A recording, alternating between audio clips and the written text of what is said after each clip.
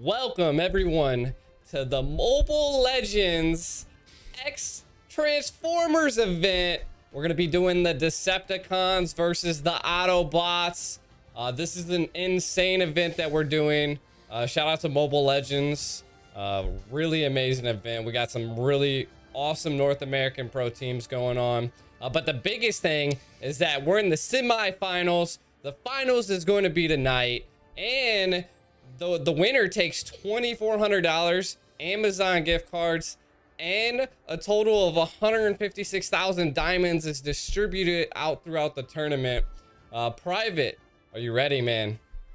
Man, I am, and especially after last night's game, and especially how we left it last night with a push into core that got reversed. So that just lets you know anything can happen at this event. It's not just the normal meta. We're mixing in those Transformers, those lovely new Transformer skins that just came out that you can find on the Mobile Legends shop as well. But tonight and right now in a few moments, it's going to be Deuce Knights taking on Team Sexy in the semifinals. And as we know, or as you guys will know, Deuce Knights have rolled with the Autobots, and Team Sexy is going to be going with the Decepticons. And as we know, Decepticons have had a pretty harsh rollout here throughout this tournament. So we're hoping to see, but not, I mean, even last night we did see a pretty dominant game by the Decepticons. It feels almost like bad luck. We do have a little bit to go on with the Aldous and the Granger, not the strongest picks in the current meta, but last night still pretty dominant. Was Aether explicit until like that last moment, a split decision didn't go their way, and a reverse happened where they got their core pushed in. It was unfortunate, but it didn't look like the Decepticons were weak in that game. So hopefully we see tonight. Hopefully we see tonight where these teams can go ahead and make something happen with those Decepticon picks. No, definitely. And I mean, the biggest thing is I'm Team Autobots. I mean, you guys have had a rough go, but are you still Team Decepticons? I've Team Decepticons all the way. You know what? That's when it is tested, is when it's easy to be a fan when you're winning all the time. It's those true hardcore fans that stick by when the going gets tough, and it has been pretty tough. Yeah. So you're not riding the bandwagon, so no. It's all good. It's all good. Well, I want to give a shout out to everybody that is tuning in and coming in the very first second of the stream. There's going to be plenty of giveaways to give out during this. We're also going to have a special giveaway that if we reach a certain amount of viewers, that it's going to be a huge giveaway. So if you guys wouldn't mind, make sure to like, share, tell your friends, tell your family, let them know that this is the place to be. It's going to be the Autobots versus the Decepticons, and we're going to hop into the game. First game's gonna be Deuce Knights versus Team Sexy here. And as Private said, Deuce Knights has Autobots, Team Sexy has the Decepticons. And let's see what they can get done. Yeah, we have seen that Julian has become Julian and Xavier, probably the stories of yesterday right now. Just really strong picks right now, especially Xavier. The mages are playing a big role right now, especially since you have so much physical damage on the Decepticons and Autobots picks. So you're going to have to kind of counter that with some type of magic. And it's been the story of these last few bans that we've seen in the series. Yeah, I mean, the mages have been huge. I mean, they're sometimes they're make it and break it, to be honest. And I mean, like you were saying, Julian's a pretty hard pick, especially in the mid lanes. We've seen Area 77 pull it out.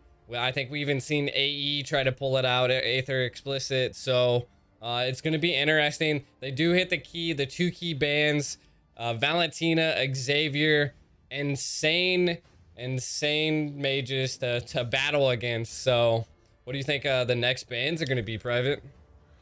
It's hard to say. I might go even still with the Eve, who has, because when you have these two, the Valentina and Xavier ban, it's always been about who can get Eve first, and we do see the Julian ban, another smart choice by them. And I'm actually kind of curious as to where we go if we do ban the Eve out. I guess there's still a Farja and the Sicilian left that a lot of teams have been going with for that distance and the sieging capabilities of those two heroes. Because I'm assuming it might be a Yve ban here because she is so strong, especially with the comps that we have, a lot of melee on the teams.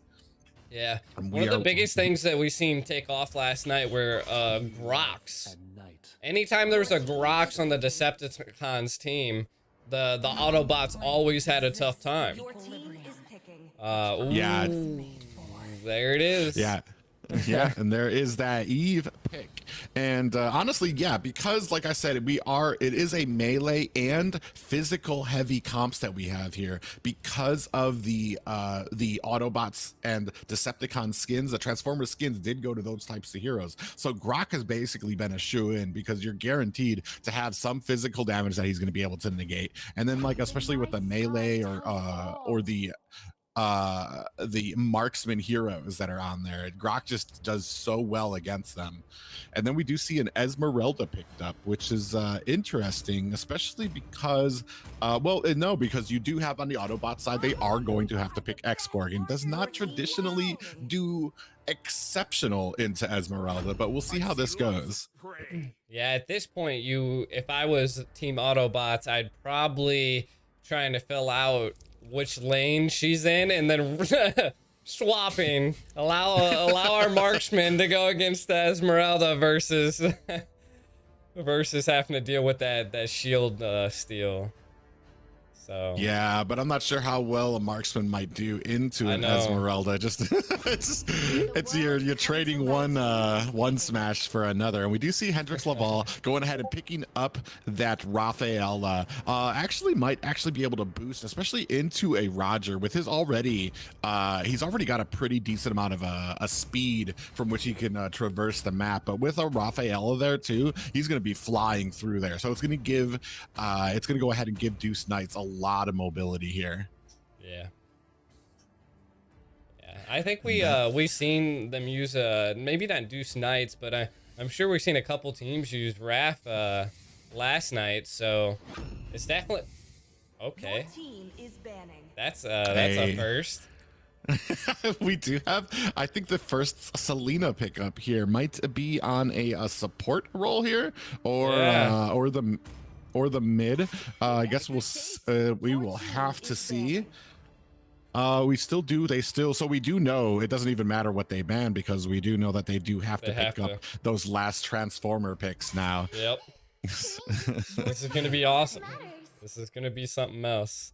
We know multi-rose is really good on the Roger in the side lane, and I don't think we've seen multi actually get put into any other lane but the side lanes.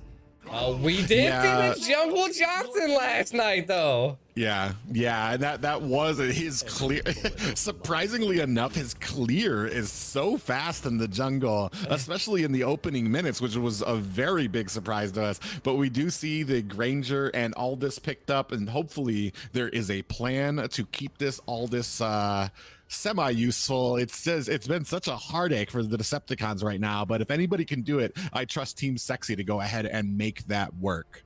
Yeah, I'm actually, so surprisingly enough, I felt like the Aldous did better in the jungle than he has in side lanes, especially if it gets soloed out and they're not able to farm properly. So Oh, it's hey. Yeah. You never know. Yeah. Well, well, the thing is that Aldous really does shine in the jungle because he does well when he's ahead. He just flounders so much if he's behind because he has to be in the midst of the battle. And if you're in the midst of the battle while being behind, you basically are just cannon fodder for the other team.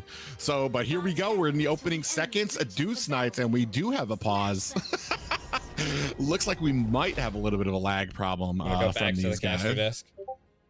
Yeah, so we're going to go ahead and give these guys some time to go ahead and figure it out. We do have a little bit of a lag issue, so we're going to go ahead and see if we can't clear that up. But I believe the teams are going to go ahead and stick with what the picks that they were at, so we don't have to re-go through the banning side of it. So right now we're just going to go back and see what else we have going on here. So with Team Sexy picking up that Selena, as well as, let's see what else we got. Okay, so we are going to be going and getting back into the game. We're gonna end up surrendering and pulling it back. The lobby's giving the teams really bad ping right now, so we're gonna see what's going on. It could be the lobby bugged itself. But that's okay. They are gonna pick the same teams. Of course, we got Deuce Knights on Autobots, Team Sexy on Decepticons. We got Selena, Esmeralda, Eve, and Raph. So we're gonna see what was happening here, what was going on with the tournament lobby, and go from there. Yeah, not a problem. Tournament lobby here says that these teams are good, but with 300 MS training, they could be the best. It's going to give them just a little bit of a handicap, so we're going to go ahead and fix that for them. But we do have Team Sexy that is going to have the Selena and the Esmeralda picked up, and then the Eve and the Rafaela on the side of Deuce Knights with the Autobots. And I have to say, while I do like Eve and Rafaela, I'm not sure how well that's going to work into a Selena and Esmeralda, especially since Eve has to stand still to be able to put down that real world manipulation. And then you've got an Esmeralda who can go ahead and ult onto there. And then the Selena who can go ahead and launch off that stun, especially to a target that can't move out of the way. So it's going to be very interesting to see how well Deuce Knights can kind of negotiate around that. Yeah, I mean, what I'm suspecting is that, I mean, as Team Autobots, you're looking at, you got a little bit on the weak side, but not too much. So, like, you're really only going to be picking on, of course, they picked up the Eve, so maybe Selena's total goal is to shut down her, just constantly annoy the Eve, and then possibly even get an easy pick on a Roger if he slips up. Any of those things could possibly happen. That's the only thing I could foresee with the Selena. Yeah, but and then on the plus sides for Deuce Knights, you do have that Jungle Johnson and the Rafaela, and we saw it used a little bit yesterday, where Johnson would come in and he would be able to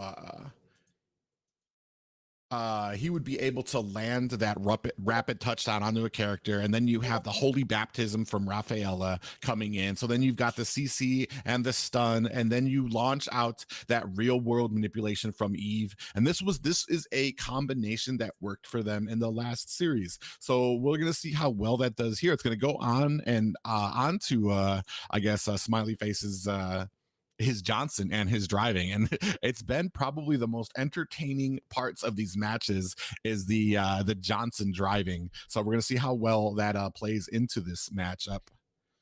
Yeah, to be honest, I mean, we seen the Johnson last night from Deuce Knights in the jungle, and personally, I mean, in the situation we're in right now, like, what is one team in North America has done to stir the pot? It's BTK. The unorthodoxness, you know, like just absolutely coming in and stirring it. And I mean, that's what you can do. As we can see, Deuce Knights wants to do that Johnson in there, so we'll see.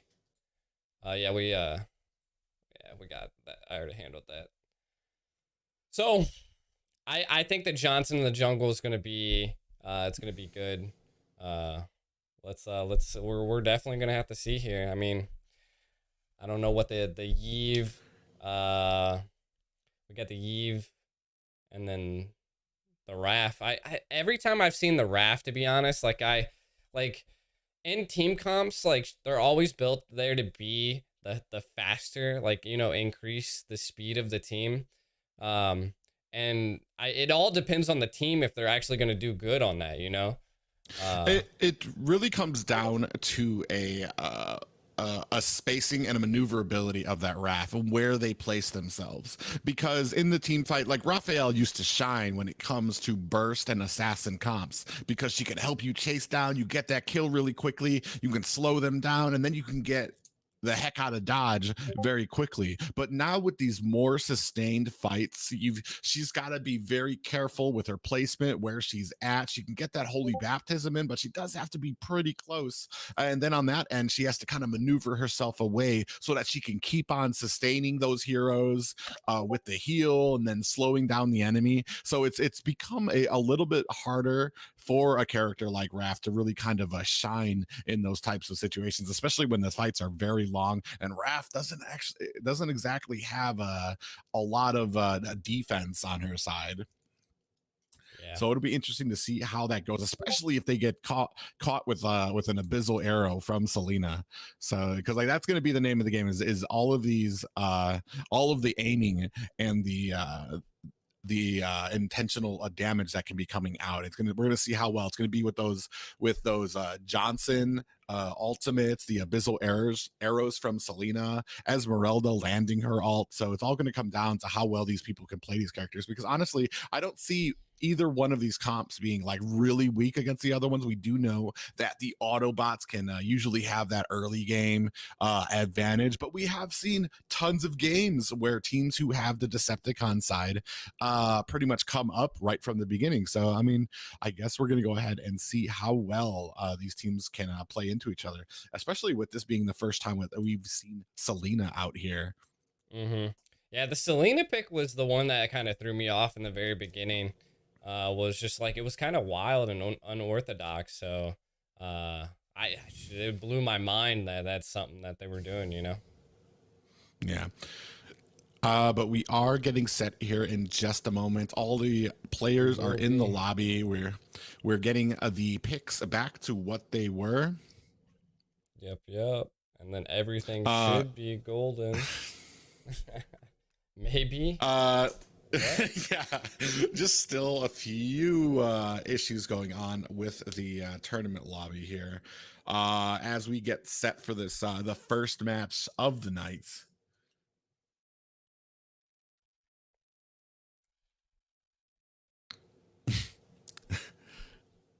I'm so confused. Yeah, we're gonna unfortunately, we're resetting the lobby now for these players. Unfortunately, there's been some issues with the lobby when it comes to lag. As you guys know, we use a special lobby for these tournaments to kind of keep things fair, and that gives us better options, especially as casters or viewers for this. But unfortunately, that lobby can sometimes error. It makes it adds different ms to it. Certain times it doesn't go to the right area, and we want to make sure that the game is fair for both teams here. So we kind of want to make sure that that server that we pick for these guys is kind of like in the middle, right smack dab in between them, so no team has I guess more MS than the other one. But along with that, we have certain little bugs that come out where it won't pick what they want to. You guys can sometimes see on here where the timer just kind of sits on 0 for a little bit. But yeah, so we're just working around that right now just to make sure that everything is fair and copacetic for this first match. Yeah, no. And I mean, these are some of the things that technical difficulties happen and stuff like that. So you know, sometimes you gotta deal with these things, but it's okay. It's gonna be Autobots versus Decepticons. I mean, the robots, man. Like, you think everybody's tire works the same?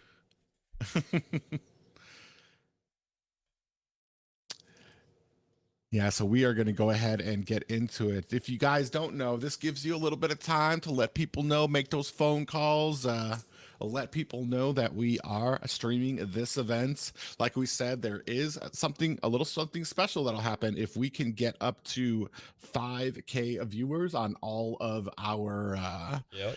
of our platforms. So go ahead and make those calls now. It gives you a little bit of time to go start shouting from the hills. As most people know, there is a prize pool of $2,400 in Amazon gift cards, and of course, 156,000 diamonds, courtesy, of course, of Moontoon and Mobile Legends Bang Bang. So a thank you to them for sponsoring this event. It's something fun, something outside of the normal league, something that doesn't have to be that hardcore pressure that we get from the North American Challenger Tournament, which will be coming up here soon as well. But it's something that we can all have a little fun with, and it has been pretty fun with the matches so far that we've been seeing. Just watching the combination of some of these heroes that you don't usually get to see on the professional setting. Yeah. No, it's cool that you see these cops. You know, like these comps, like looking at having to use a Johnson, having to use an Xborg, and all of that. I personally like it. You know, like it was one of the times like Xborg hasn't really been in the meta for a minute. You currently see him like sometimes depending on how tanky like teams get picked. So of course being able to see him as Bumblebee, one of my favorite Autobots. So it's pretty awesome that I actually get to see him in some type of pro scene, a tournament scene and stuff like that. So but we're almost ready. We're gonna be flying into the next game. We're going to see some crazy flybys by Johnson, all the whiz. One of my favorite things to capitalize on. So the teams are almost there. And we're going to be getting into this game. Yeah, it looks like we have all of our picks back. We're in the tournament lobby. We're going to be heading to the verse screen and then to the start of this match. Match one, a best of three between Deuce Knights and Team Sexy, the semifinals here. The winner of this match going to be meeting the winner of Area 77 and Ethereal in the series to come. But looks like we are all ready to go here.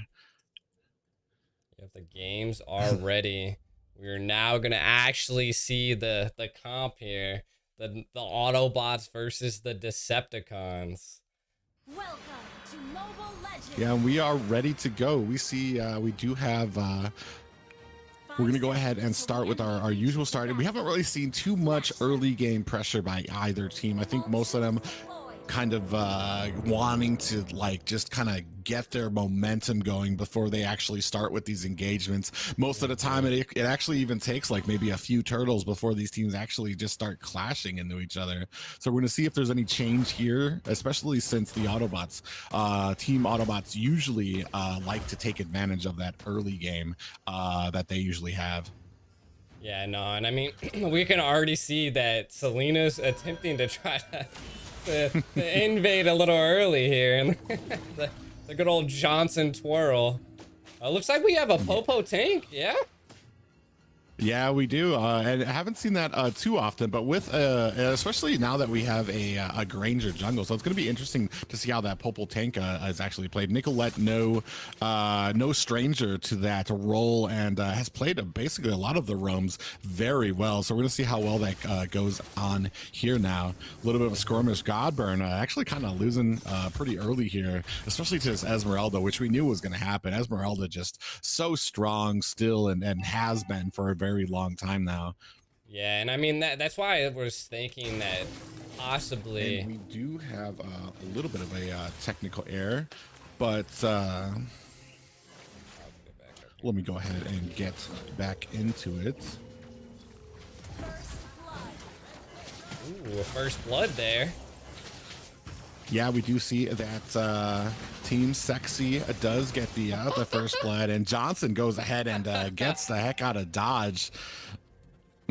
That boy got out of there. That's the one thing that Johnson does excel at. is being able to get out of things. When it gets sticky, having the ret is a little bit harder to have. It looks like possibly that Team Sexy is going to secure this this turtle here, maybe. Uh-oh, here comes Johnson. Yeah, we though. have Hendrix.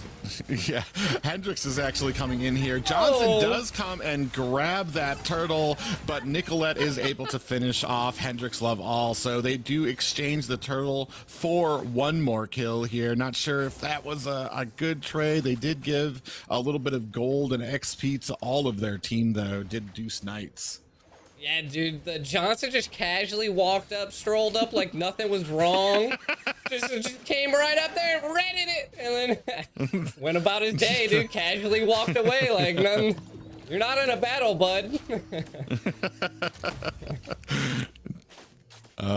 do see that the great.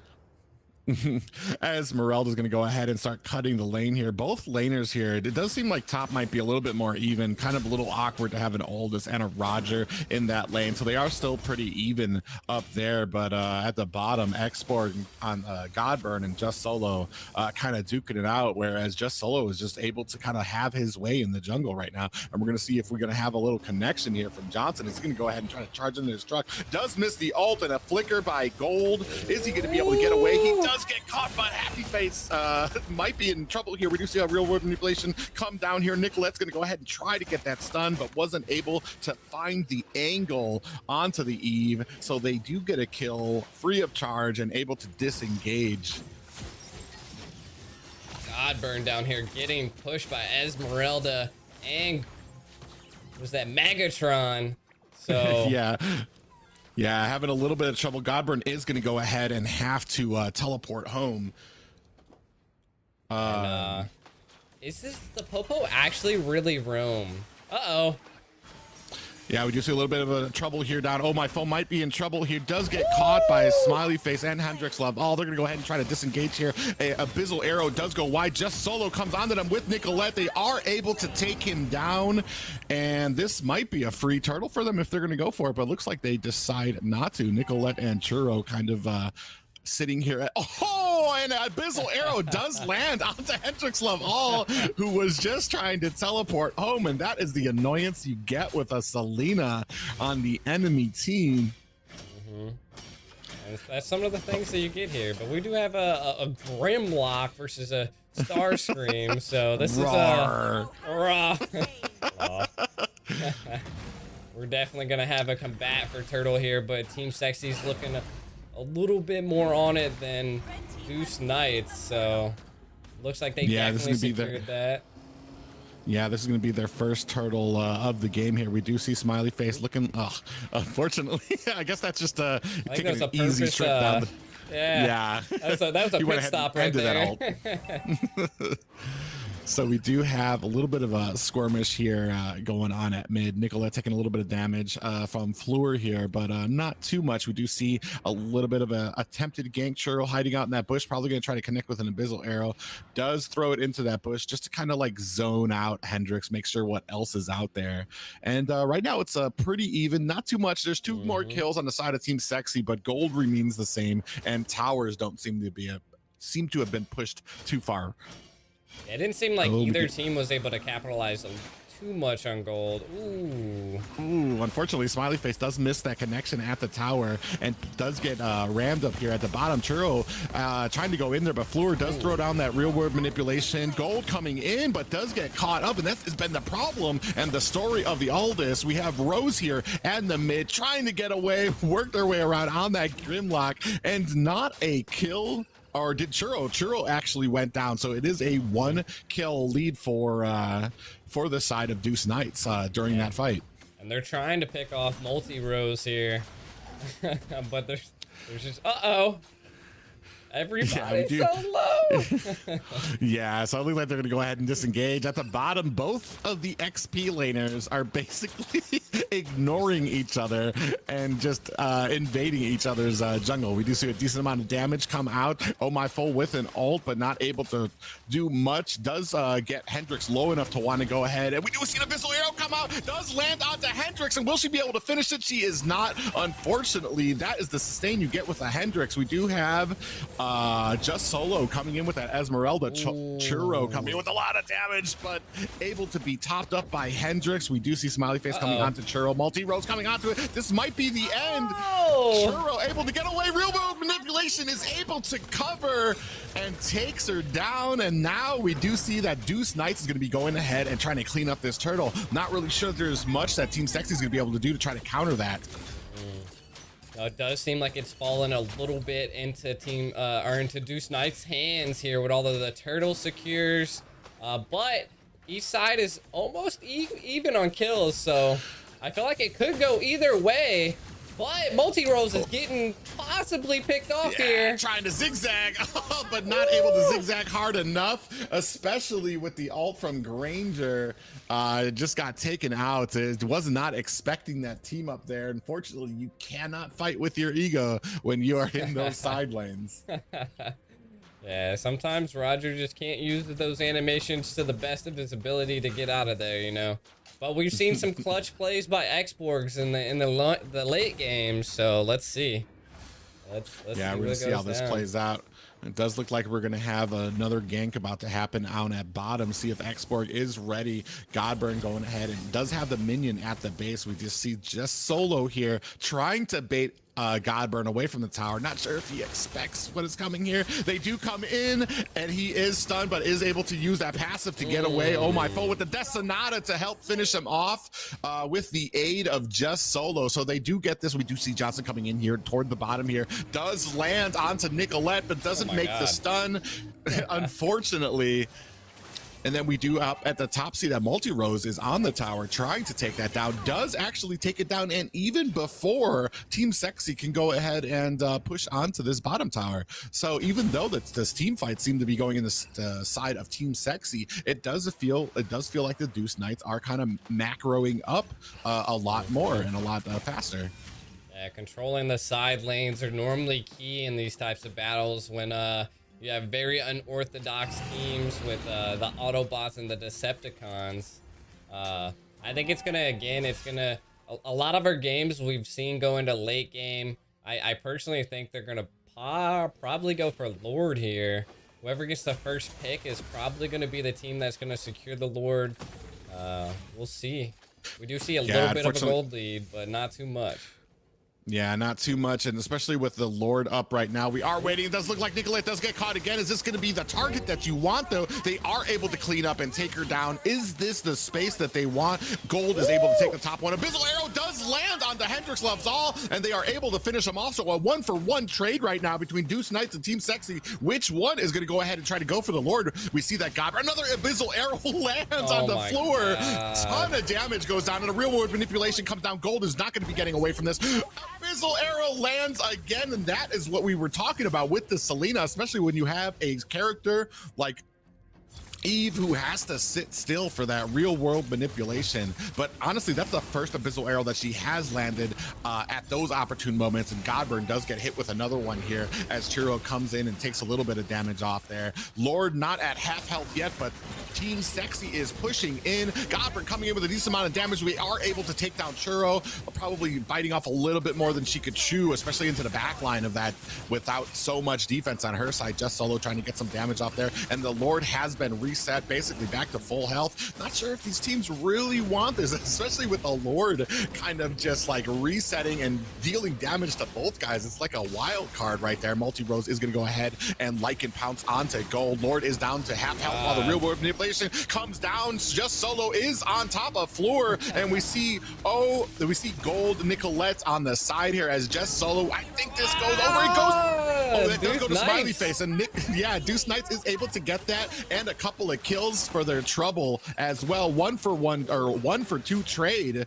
Unfortunately, and another stun landed on the Eve. Floor goes down, and another. It seems like these Abyssal Arrows don't even have a cooldown right now. Just keep spamming them out, and unfortunately, even with the Lord, they are having trouble trying to maintain these lanes. And this has been a story that we have seen with these a few of these series is that teams will sacrifice a lot of kills for these Lords. And yeah, Abyssal Arrow did land on the jungle here, Smiley Face, but he's a little too tanky to be worrying about just one of those, especially from full health. I want to say that battle just lasted like 2 minutes. Like it went from the Lord to mid tower, but these abyssal arrows keep hitting. Man, can someone stop that Selena? Yeah, unfortunately, just abyssal arrow after abyssal arrow, and I think that she's probably still at like a 80-90% efficiency with those. I don't think I've seen too many of them actually go wide. They've all been at like opportune times when all of these fights are going on. She just lobs one at a target, snipes them down, and maybe not getting the kill, but definitely getting them to about half health. You see Rafaela just got caught there again with that. The Lord did go down rather quickly. We do have the Roger and Smiley Face rolling around right now, looking for a connection here. Dino Rider.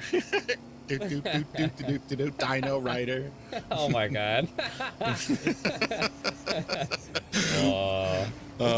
what I love about the Transformers skins. Like you get to be you're able to see the Roger just on the back of Johnson. It's lovely. And he's just cruising around, man. No one's stopping that boy. Yeah, nobody really wants to get in front of that ult, especially with a damaged Johnson. The ult itself, that rapid touchdown does so much damage with damage items. And I think some people have actually seen that, especially when you do see those Johnsons who like to build a lot of those magic items.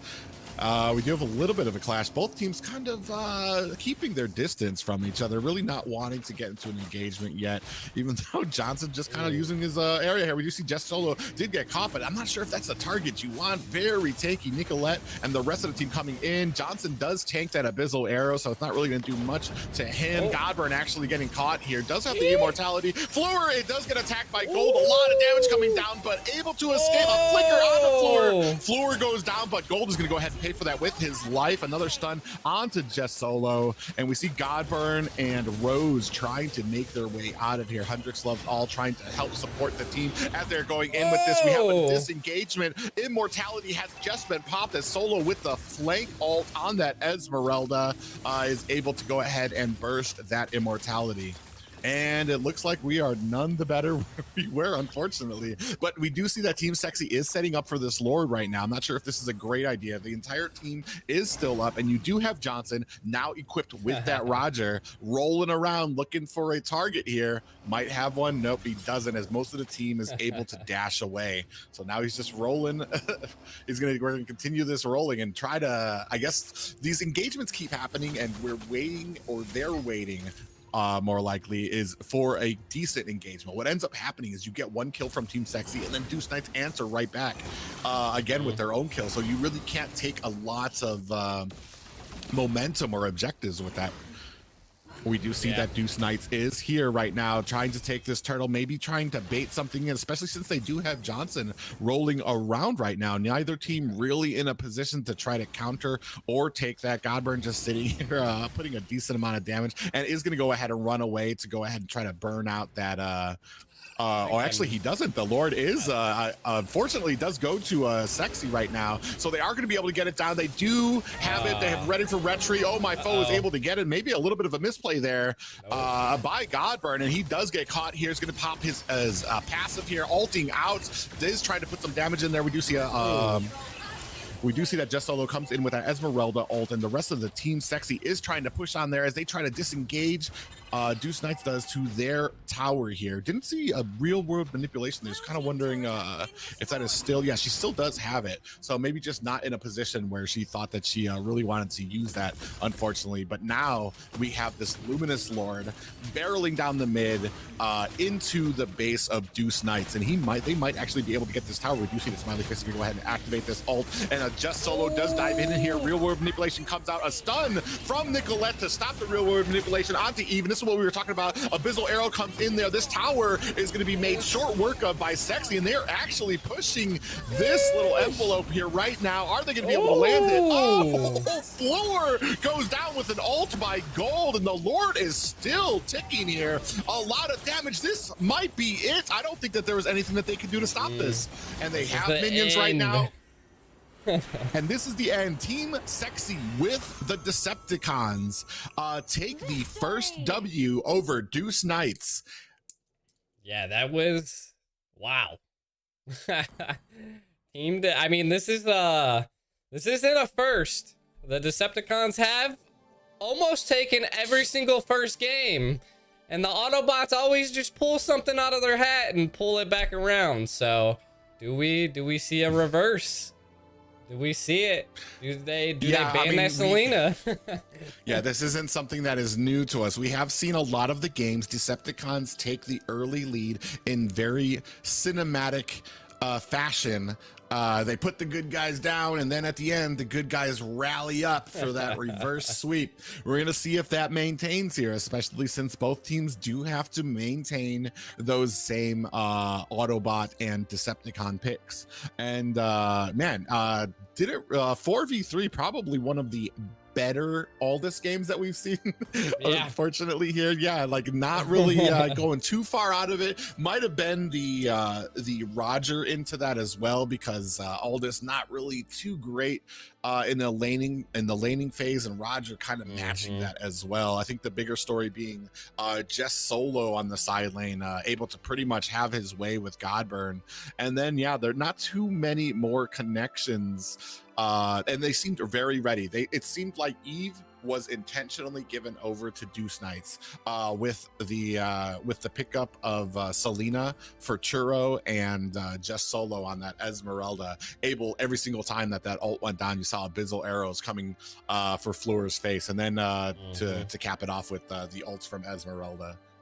Yep, no, this was definitely interesting. But let's get the teams ready for next game coming up here. And we're gonna be seeing again now Team Sexy is gonna have the first pick, so they're gonna have the ability to possibly secure It's okay, everything's all right. Nobody panic. I think the potato might have just died.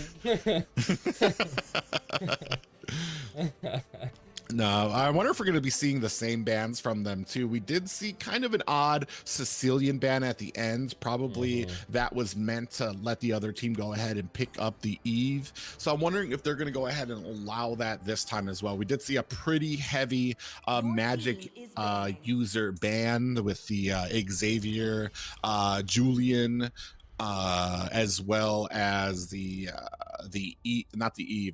Sicilian, and I forgot what the other band was, another magic user Yeah. as well. Let's see.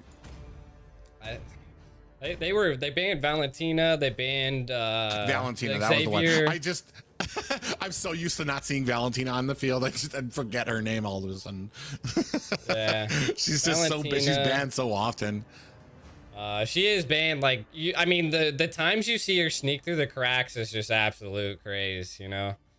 Like, you never see it sometimes, but, I guess, there's that Sicilian ban that you, maybe they're trying to secure the Xavier. Your team is banning. Yeah, possibly. But I do know you're not going to, if you're Deuce Knights, you're not going to go ahead and allow that Xavier to come out. It's just such a lethal mage to be having with anybody, even in the normal pros, in the normal competitive games. He's just the amount of range, well, not even range, is global. His global alt and the amount of CC that he can provide, it's kind of ridiculous, and it's not really something you need to be worrying about at every moment of every second of the game as soon as Xavier reaches level 4. Oh, yeah, exactly. Sometimes it's a little crazy when it comes down to those things. Xavier is just, his ability to shoot across the map and snipe. We've seen Nicolette just go absolutely monstrous on Xavier. So if it is the one time they sneak it through, Looks like we do have a unless just Solo has fallen asleep, we might have a little bit of an issue with the tournament lobby. Or maybe this is part of their plan. Is this where I start talking about the effect there? So just Solo here trying to get inside the minds of Deuce Knights, telling them that they don't even need a ban. Is this intentional? I guess we're going to go ahead and roll with it right now. We do see that the Valentina and the Xavier get picked up here, especially with a Selena ban. Yeah. So I guess we're going to go ahead and gosh, these technical difficulties by these teams here. We're gonna end up having to We're gonna end up having to go back and do something here. So we're gonna go to the caster's desk while we fix And these the things. gourd pick. These teams are being something else tonight. In the meantime, Private, why don't we do something fun here? Why don't we just do let's do a trivia question for Transformers. Ooh. What you want a hard or you want a easy? You want to start off with an easy or a hard? Well, let's see what chat thinks. Are you guys ready for a hard one? Because I sure as heck wasn't last night. Those hard questions were pretty deep. I had to stretch my Google foo a little thin there. Do we want a hard Transformers question or an easy one? This will be for a reward for a gift code, guys. What are you guys thinking in the chat? You guys want a hard trivia question or do you guys want an easy trivia questions for Transformers? All right, we got some hards. Hard. All right, everybody. Hard. Everybody seems to be agreed on the hard. They want a hard Transformers question. All right. Okay. They don't know. They don't know. Oh, let's see here. We're gonna think here. We used that one last night, so we also I think that one's pretty easy. Ooh. So this one, this one's interesting, chat. So this is the question: which Transformer has been stuck as a cassette player for 23 years? Which Transformer has been stuck as a cassette player for 23 years? Dun dun. Oh man, TikTok's absolutely killing it. Man, come on, YouTube and Facebook. You guys can Jesus. The hardest I got. So that's the hardest one you got? I know this one. I don't do you know that one? I mean, the TikTok's definitely got it. It's not. It's actually not. It's not Bumblebee. I said Bumblebee. Facebook and YouTube. I'm gonna give you guys. I think we have they're coming in. They're coming in. So on the YouTube side, the first team to get it, or the first person to get it, was Azure. So I'm gonna take that down. We are doing giveaways for this, so I'm gonna take your name and then the first person on the TikTok side of things, your name was O'Stalls. So I'm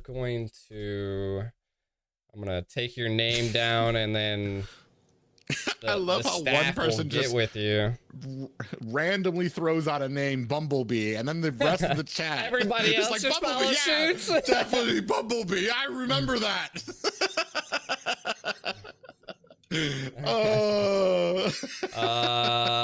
Trinity, the Facebook side of things, said Bumblebee. The correct answer, if you guys didn't know, was Soundwave. Soundwave is the one of the Transformers that have been stuck as a cassette player for 23 years. So absolutely crazy. We are getting the teams back up together. So I think what we might do here is that I want to throw an easy question out for you guys here in the beginning. Let's do an easy trivia question. So the Facebook and YouTube side, I want you guys to I mean, if you got to get Google ready, get Google ready. I want to see you guys get it first. Sure. I think I'm saying your name right. I'm terrible with names. You did win. Yes. You did win. Yes. I took down your name, and I'll get you to the right people. Hey, listen. I mean, you gotta be fast, man. You gotta get that keyboard going. The fingers gotta be fast. Let's do an easy one. Let's see. Oh, that one's too easy. Oh my gosh. These are definitely what? These are so easy. Okay. That one's way. I mean, dang. All right. So this one. Which Transformer believes that he or she is a more suitable leader than Megatron? Bumblebee, right? uh, which Transformer believes they are a more suitable leader than Megatron? Let's see. Optimus Prime. Hold on. The TikTok is absolutely crazy. Dude, they're so fast, man. Like everybody has it. I got the first person that got it right on TikTok. Let's see. We have it here. on YouTube, I'm pretty sure. Let's see. I'm scrolling through. Scrolling through here. Scrolling through. Or retire zero down. No cheating here. Everybody should get an even chance. I'm just going to answer Bumblebee because I know nothing about Transformers, unfortunately.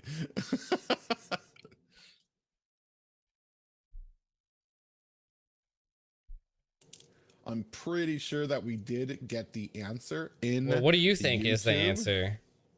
Oh, I am 90% sure it's a Starscream. It is. Like that. It is. You like that? Like my accent there? Got it in. Yeah. So the first person that I see is ARH, but traumatized. Yeah. So that's the first person I seen on YouTube. Did you get anybody on Facebook? Not seeing anyone. I have not checked Facebook yet. Who said Thunderwing? What are these? Someone said Thunderwing? Wing. Wow. Oh. Wow. That's absolutely crazy. So it definitely was Starscream? Yeah, Starscream. Starscream, yeah. And Dylan was the first person on TikTok. Dylan King. Getting his name wrote down for us. That way we can let you guys know. And then but Traumatized is the first one on YouTube to get that correct as well. And then what did you see anybody on Facebook? I did not. So let me go ahead and check that. Galvatron. I think I do see someone on Facebook that got it. I definitely did. The person on Facebook that did secure it. Someone said the washing machine. It was Mac. Who said the washing machine? That's an interesting. That's definitely an interesting pick. The correct answer was Starscream. Starscream. Oh, oof, the washing. Is there even a washing machine on there? I guess I haven't been paying attention to the most recent comics of it. There could be. Oh, they're hilarious. They're hilarious. But we're getting back into the draft. The players are now redrafting here, so we're gonna go to that screen. We're gonna see what their picks are going here. Let's get into it here. Yeah, we do see that on the side of Team Sexy, they went ahead and went with that Cillian, Ban, and Xavier to go ahead and help them open up for that Valentina pick. And then on the side of Deuce Knight, they went ahead and banned that Selena, probably just the Abyssal Arrows and the problems with that. Not sure how I feel about a Kagura being picked into a Valentina. I feel like Kagura if she misses that initial umbrella hit, it can be a little bit of trouble, especially with the amount of dashes that Valentina has. But we're going to see how this works into each other. And a Uranus surprisingly picked up for the side of Team Sexy here, especially with that Esmeralda band. Yeah, we do see that on the side of Deuce Knight, they go ahead and pick up the Roger and Exborg, the Grimlock and Bumblebee picks for those skins that they needed. Julian's going to be the first ban on the side of Deuce and Knights, and we're going to go ahead and see what Team Sexy has in store for a ban here. Unfortunately, I mean, a big pool kind of available, looking probably for a marksman here. I would say, on their side. Yeah, I would definitely marksman band. And we wait to see. Unfortunately, on the side of Team Sexy, their picks are already out there. There's not really much that because they are going to have to pick that Granger and that Popol and Koopa to keep up with the rules of this tournament. And we do see a Kai ban. Yeah, especially since we do have the Roger and Export already out there. Johnson gets his pickup, and we're going to go ahead and see what that last pick is going to be for Deuce Knight, since we already know that the side of Team Sexy does have to pick up that Popol and Granger again. Yeah. And what does Multi Rose have in store for that marksman lane?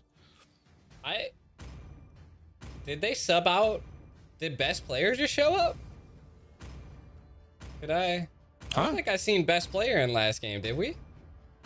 Not in the last game. So best he player was in the did series show before up. last. Yeah, on that They subbed Granger. out. And Multi-Rose, surprisingly, might actually be giving up that Roger pick so that Roger can be jungled, while Multi-Rose can go ahead and maybe pick a more suitable marksman in Maya. I'm not gonna, you know what? I'm gonna have faith. I'm not going to go ahead and say what I think about Maya, but I'm sure. Actually, you know what? No, it was Deuce Knights that even in the professional, the North American Squad League was able. Actually, they did a surprising. It had a surprising amount of success with Maya, and I have seen it. Yeah, it's interesting. We'll see how it plays out here, especially since she's probably going to be going up against. Actually, I don't know who she's. Nicolette on that. Yeah, I mean, or is that going to be a support? You had a Brody, you had a Clint, you had a lot of picks, bro. No, this is but these are people that are experienced in their roles. If anybody can pull something off like this, I definitely feel like Team Sexy could pull this off here. So you never know, you know. Sometimes it comes down to whichever team could actually get a dub here. So, I mean, Team Sexy has the ability to do it. I mean, they got the first win by pushing them in like there. So it is something that could possibly go down, you know? Yeah, we're gonna have to see how well that this early game of Deuce Knights can handle Churro on this Valentina, especially because Team Sexy does have they're probably hoping that this Valentina can kind of hoist them up through the rough early game that Decepticons usually have. We do see a little bit of engagement happening here on Smiley Faces. Going to go ahead and they're fighting over this Lethal Wanderer, and it does go to the side of Team Sexy. Best player able to come in and pick that up with a retry. Mia having to go against an Aldous. Very sus. Yeah, it's going to be interesting too. She's going to have to save that ultimate to be able to get away from his as well, because if that's up, I'm not really sure what else Mia can do. Maybe a little bit with that stun that she has, but Aldous can probably be able to flicker back onto her and put the damage on her again. So we're going to see how well that actually works out. Nicolette kind of a standing guard, both a dual lane, but looks like we do have Smiley Face entering the fray over here. Not sure what he's going to be doing here. It looks like the lane of Deuce Knights is pushed back a little far, so he's going to go ahead and pick up this gold lane. Uranus? Is Uranus in the enemy base? What? Okay. That boy is extra thick. Yeah, just in their face, like whatever. Big chilling up there. He's a dude said, I'm gonna plant myself right here. If you guys want to, like, you know, come back to your base, by all means. Maybe he was trying to secure 2 lanes at once. Yeah, that would be interesting. We do have a little bit of a scuffle here at the turtle. Looks like Team Sexy is going to go ahead and try to pick this up and to see if there's going to be a counter here. Smiley Face does get stunned up a bit there. Gold decides better, does land on the Smiley Face, while Team Sexy and Best Player are able to pick up that turtle and take down Johnson for their trouble too. Fleur and Godburn does get taken down with, I believe that was an ult from, was that just solo or was that a Valentina ult? Valentina.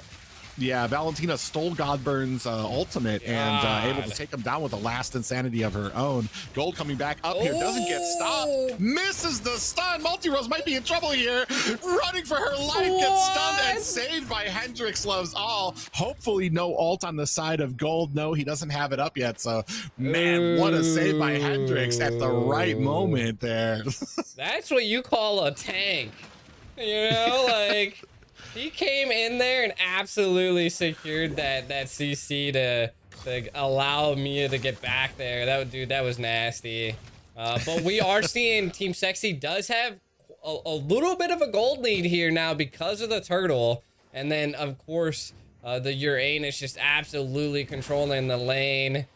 Oh man, Valentina's stealing ults left and right. Yeah, GGs. Able to pick that up. Fleur actually might be in a little bit of trouble. Does get and it looks like the Death Sonata does go wide. Not fast enough to go ahead and pick up the kill on Fleur. A lot of damage coming onto this mid tower as the rest of Deuce Knights are going to go ahead and try to protect it, but not really much that they can do too, especially with Uranus is so strong right now. We do see all this going on to Multi-Rose. A stun does come down to him. He actually might be into trouble. Does get taken down by Multi-Rose, and this has been the problem that we see with those Aldous picks. Unfortunately, he's going to go in and get stunned, and just not much he can do to try to escape that. We do see the rest of Team Sexy coming in here onto Multi-Rose, getting attacked from all fronts here. Multi-Rose in trouble. Hendrix Rose all coming in just a couple of seconds too late. A lot of damage going on to Best Player, but I'm not sure it's going to be enough. We see Fleur coming in with an umbrella, does take down Best Player. Nicolette is the second one. Is he going to be able to pick up Churl? I don't think so. The dash and mobility of that Valentina just a little too much for a Kagura umbrella. And then down at the bottom, we do see that Godburn is having one of those fights with Uranus. Unfortunately, Uranus is just a little too thick and tanky right now for him to be dealing with. There's not really much that he's going to be able to do to stop him. You can see his tower diving onto him with no remorse. We do have a little bit of a fight here at the turtle. Is able to be picked up by Smiley Face and the rest of Deuce Knights as they're going to go ahead and disengage and try to round back up to the mid lane here. Yeah, I mean, again, this is what we've seen in the very beginning, was just this back and forth. Oh. I wish you know. Multi-Rose actually might punished. be in trouble. Does get stunned by the We Are Angry stun from Popol and Koopa. Hendrix Laval trying to rotate out. Fleur does connect with the umbrella. It's coming in there onto Nicolette. Might not be the target that you want there. So tanky there. We do see Lycan Pounce does go onto their 8. Gold is going to go ahead and help them disengage here, and unfortunately not able to get the kills they wanted here. Not sure if they're actually going to be able to get this tower. They are putting a little bit of pressure here. They do get the stun onto Gold. Might actually have been a little bit of trouble. We do see Churro activating that ult, looking to land that rapid touchdown. Doesn't. Lands it on the side over there. A lot of damage coming up. That tower is sitting on stubby legs right now, but unfortunately Deuce Knight's not able to finish the job. This Mia's actually putting in decent work. You know, like sometimes Mia's can't get out of there and they can't, you know, like secure. And if they overextend, it's a little hard for them. But we're seeing some really good plays here from Team Sexy. Yeah, both teams kind of being very careful about these engagements. They'll go in, but like not too many kills happening, especially once. This is what happens with these caliber of teams, is once a kill does happen. Oh, we do see Best Player does get caught by Hendrix Laval and just deleted very quickly. And the rest of the team might be going here on the just solo, but I mean, man, he's just so tanky. Their best bet is probably just to try to ignore him and go on with the rest of their job. He's truly solo. We do see that Yeah, and his tower is down, so he just really can be roaming around while Xborg is doing his best to go ahead and try to push that lane and then getting pushed back as well. Then we have a turtle fight coming up here right now. Team Sexy going ahead and trying to put some damage onto it. Hendrix Laval is going to go ahead and ult out. Oh, gets flickered. His ankle's broken by Gold on this. All this here does miss that rapid touchdown and does have to think they're going to have to come up with a new plan here, but the turtle is going on to the side of Deuce Knight. They're going to go ahead and try to engage it while we see Team Sexy coming in. Churro comes in. A lot of damage with the red tree though by Deuce Knights, able to pick it up there. Hendrix Laval actually might be in trouble here. A lot of stuns and slow going down there, especially with that Death Sonata coming out and picking up the kill onto Hendrix Laval. Rose might be in trouble, taken down quite quickly by that immense damage of Churro. Smiley Face going to have to disengage here, taken very low while Godburn does rotate up, but a little bit slow on the pickings there because he has his own lane to be dealing with here. And of course, Just Solo, just doing those Just Solo things here, just pushing the lane and doesn't really need to join in his team fight right now. It's just kind of their team is doing well. And as I say that, Just Solo gets taken down while Best Player is able to take down that top tower up at the top. Hendrix Laval roaming around the map right now, looking for a target here. Does actually land onto Koopa, but I'm not sure if a lot of damage, is able to actually pick up the kill onto Nicolette with that rapid touchdown damage that gets spread onto the map after he crashes. So good looking on him there. Unfortunately, Nicolette just was powerless to just stand inside of that and take the damage from it. Oh, this is man, like I was surprised that the Popo went down there. He hit his dog, you know, but for some reason the damage was just too much. And he does land it onto Gold, taking a decent amount of damage here. He's all the way down, and we do see a lot of damage come down. Multi-Rose able to pick up the kill, and some say that Popo actually died from heartbreak because his dog was hit. Jesus. Dude, dude, this Johnson's absolutely hitting hard, man. Like, yeah, he doesn't even have damage items. Still a tank Johnson. I'm kind of wondering how he okay. It has to be coming from his emblem. It's the emblem he has is for his basic attack. So the tank emblem is what I think where the damage is actually coming from here. Yeah, I was able to crush down Best Player quite quickly there. That was actually a surprising amount of damage there. We do see the rest of the team here going ahead and forcing on mid. Looks like they're going to go ahead and use this as an opportunity to kind of zone out the team from this Lord as they go ahead and try to pick it up. They are setting up. A counter is coming. Are they going to be able to defend this? Hendrix loves all, goes ahead and gets into ult form, does use the engine, doesn't make a connection there. We do see all this going on to Multi-Rose here, putting on a decent amount of damage, and she is going to have to disengage there. Unfortunately, Smiley Face not able to put enough damage on them. Churro and Nicolette coming up for a little bit of aid here. We do see that Best Player is down here at the Lord, and man, what a successful counter by the side of Team Sexy here. Able to push away Deuce Knights and catch that Lord there, and able to zone out the heroes that they needed. Just Solo.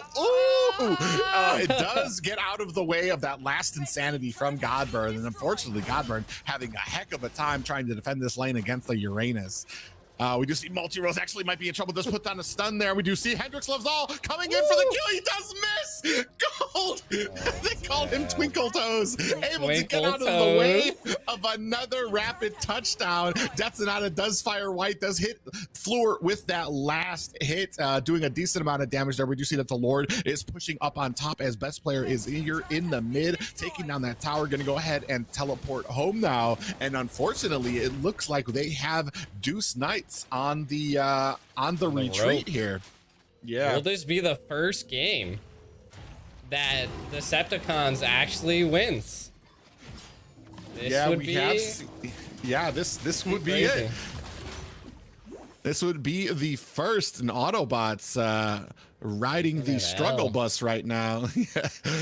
Trying to get their wits about. I'm probably going to have to regroup here. Only one tower on their side here. Kills are kind of looking a little even. Still a 4K gold deficit for Deuce Knights right now. So unfortunately, this the combination of that Uranus dealing with the side. With the side and Valentina, the immense. Like there's a rock Clear the in the road roadways. right there, right? Who leaves a rock in the middle of the road? We do see Hendrix loves all trying to come in here. Does get stunned up by Nicolette. A lot of damage going on to him. Only about a third of health taken down, as they are just basically, this jungle now belongs to Team Sexy. We do see Hendrix loves all does go a little bit wide. Unfortunately, Godbird taking a decent amount of damage there. His ult has been stolen there. We do see that Valentina comes in with a last insanity of her own. She is able to take him down too. Onto floor does get taken down by Gold and that Aldous, but Multi-Rose able to pick up the kill on him. So we have a 3-for-1 trade here, and this looks like Deuce Knights is in a bad way. This could be the first victory for the Decepticons that we have seen here. Best player Nicolette and Churro are doing their best to come in here. We see Just Solo coming in here right now, going to go ahead and try to probably tank a lot of this damage. They are pushing into the core. Can they go all the way? They think twice about it and are going to go ahead and disengage, probably waiting for this next Lord to come up. Yeah, they're playing safe here. That's for sure. They definitely want to play safe. I mean, they only had a 6 seconds on about each member of the Autobots coming back, so they didn't want to overextend too much. We'll see if they can zone them out of the Lord once again and then take the first dub for the Decepticons here. Yeah, pretty interesting. We do see that Churro comes in and dives in with that Valentina, puts a ton of damage on the Godburn, who is now going to have to teleport home. And unfortunately, that is not a position you want to be in, especially with this Lord up. They are kind of taking their time coming in for the Lord. Now Team Sexy goes ahead and starts it. Hendrix Lovezal does throw out a kind of zoning axe just to let them know that he is there. We see a conceal play has come in there. Best player is going to put on a little bit of damage. I'm not sure if it's going to be enough or if this is the target that you want. You do see that Hendrix Lovezal is going to be able to disengage with the support of Smiley Face there, but still Team Sexy is pushing on there. Multi-Rose actually might be in trouble here. Does get caught out. We do see that the turtle goes down to best player, so a good zoning opportunity taken by Team Sexy, able to push Deuce Knights back into their inhibitor towers. Just Solo getting taken down very quickly. You're not going to be able to tank the entire team, maybe a few, but the entire team might be another story for I don't care how farmed you are as a Uranus. They really have to defend this base here. I mean, this is about their only win condition that I could see is them. They got the easy pick on to the Decepticons. They just need to hold out, keep what inhibitors that they have, and stop this Lord from being able to push in. And then they're gonna have to reverse steal the second Lord and hopefully gain control of the map here. Yeah, we're gonna see how well it goes. We do see that all lanes have been synced up here, so it might be a little bit of a different story to it, though we have seen the Decepticons have lost this before. Best player does go down, and Lord is being taken down quite quickly, and the towers are still up, so a very successful defense on the side of Deuce Knights here, able to stave off and survive at least for 4 more minutes. Yeah, I mean, again, these games are normally coming down to Lord pushes just because of how extra thick the teams are, and the Autobots do have a better, like almost a better late game, because you got the Aldous here. Nope, she got out of there. No biggie there. So it's gonna be interesting to see what Deuce Knights does to turn this around. Export. No, Hendrick! You needed to pick up Exborg! Poor Hendrix, he's just just trying his best. Unfortunately, it does sometimes happen where you see that the teams that have the Decepticon comp has a little bit of frustration and hurdles to go through when trying to close the deal on the base, and this is where most of the Decepticon games have been lost, at the enemy's base, where they'll get flipped and the enemy will push on. The Autobot team will be able to push on for the win. So I'm pretty sure Team Sexy does know about that, is waiting, just trying to be patient and make sure that they don't make too many big mistakes. We see a Death Sonata does come out here trying to protect us. He's gonna get caught up. Unfortunately, his best player Just Solo gonna go ahead and try to get some more damage in there. Godburn trying to do a decent amount of damage. Still 2 immortalities left on the side of Deuce Knight, so they're in a decent position here for these team fights, even though the lanes are pretty much pushing into their towers. Up at the top, we see that Hendrix and Floor and Multi-Rose gonna go ahead and try to close in on Gold, who is going to safely go ahead and disengage and back up a little bit. We do see that Nicolette actually does get caught, decent amount of damage, but with that tanky Popol composition, I don't really think that there's much that he's worried about. A lot of damage coming down onto him. We do see that an ult comes out, but he does land into Koopa, and unfortunately not the setup that Deuce Knights was looking for, especially with this Lord up right now. And another tower goes down. One more tower left for the side of Deuce Knights. They're gonna go ahead and aggro up this Lord, hopefully try to bring it down to their sides where they have hopefully some type of supremacy. Nicolette is sitting here lying in wait. Churro getting into position. The Lord is gonna come out. I think they're gonna go ahead and let it reset. They do. Hendrix Laval looking like he's got a little bit of trouble and is going to have to go ahead and disengage. And unfortunately, with that disengagement, you're going to go ahead and see that best player is going to go ahead and land onto this. Oh, a lot of damage coming down. Multi-rose with it all, but the old immortality has been popped, but best player didn't even move. I don't even know if he realized what had happened there. Just Solo gonna go ahead and take on to Smiley Face. Godburn doing his best to disengage her. His ult has been stolen and immortality has been popped. Is he gonna be able to get out of there? Flickers to safety, but Just Solo is right behind him, putting on the damage onto Just Solo. This is a 2-for-2 trade here, but not exactly putting either team in a good position here as they both are backing up from one another. But I do feel like Just Solo actually, Just Solo actually taking heaps of damage right now is going to be able to get away there. There's a little bit of a fight for this red buff, but I don't even think anybody here can really use that. Who's actually fighting for it?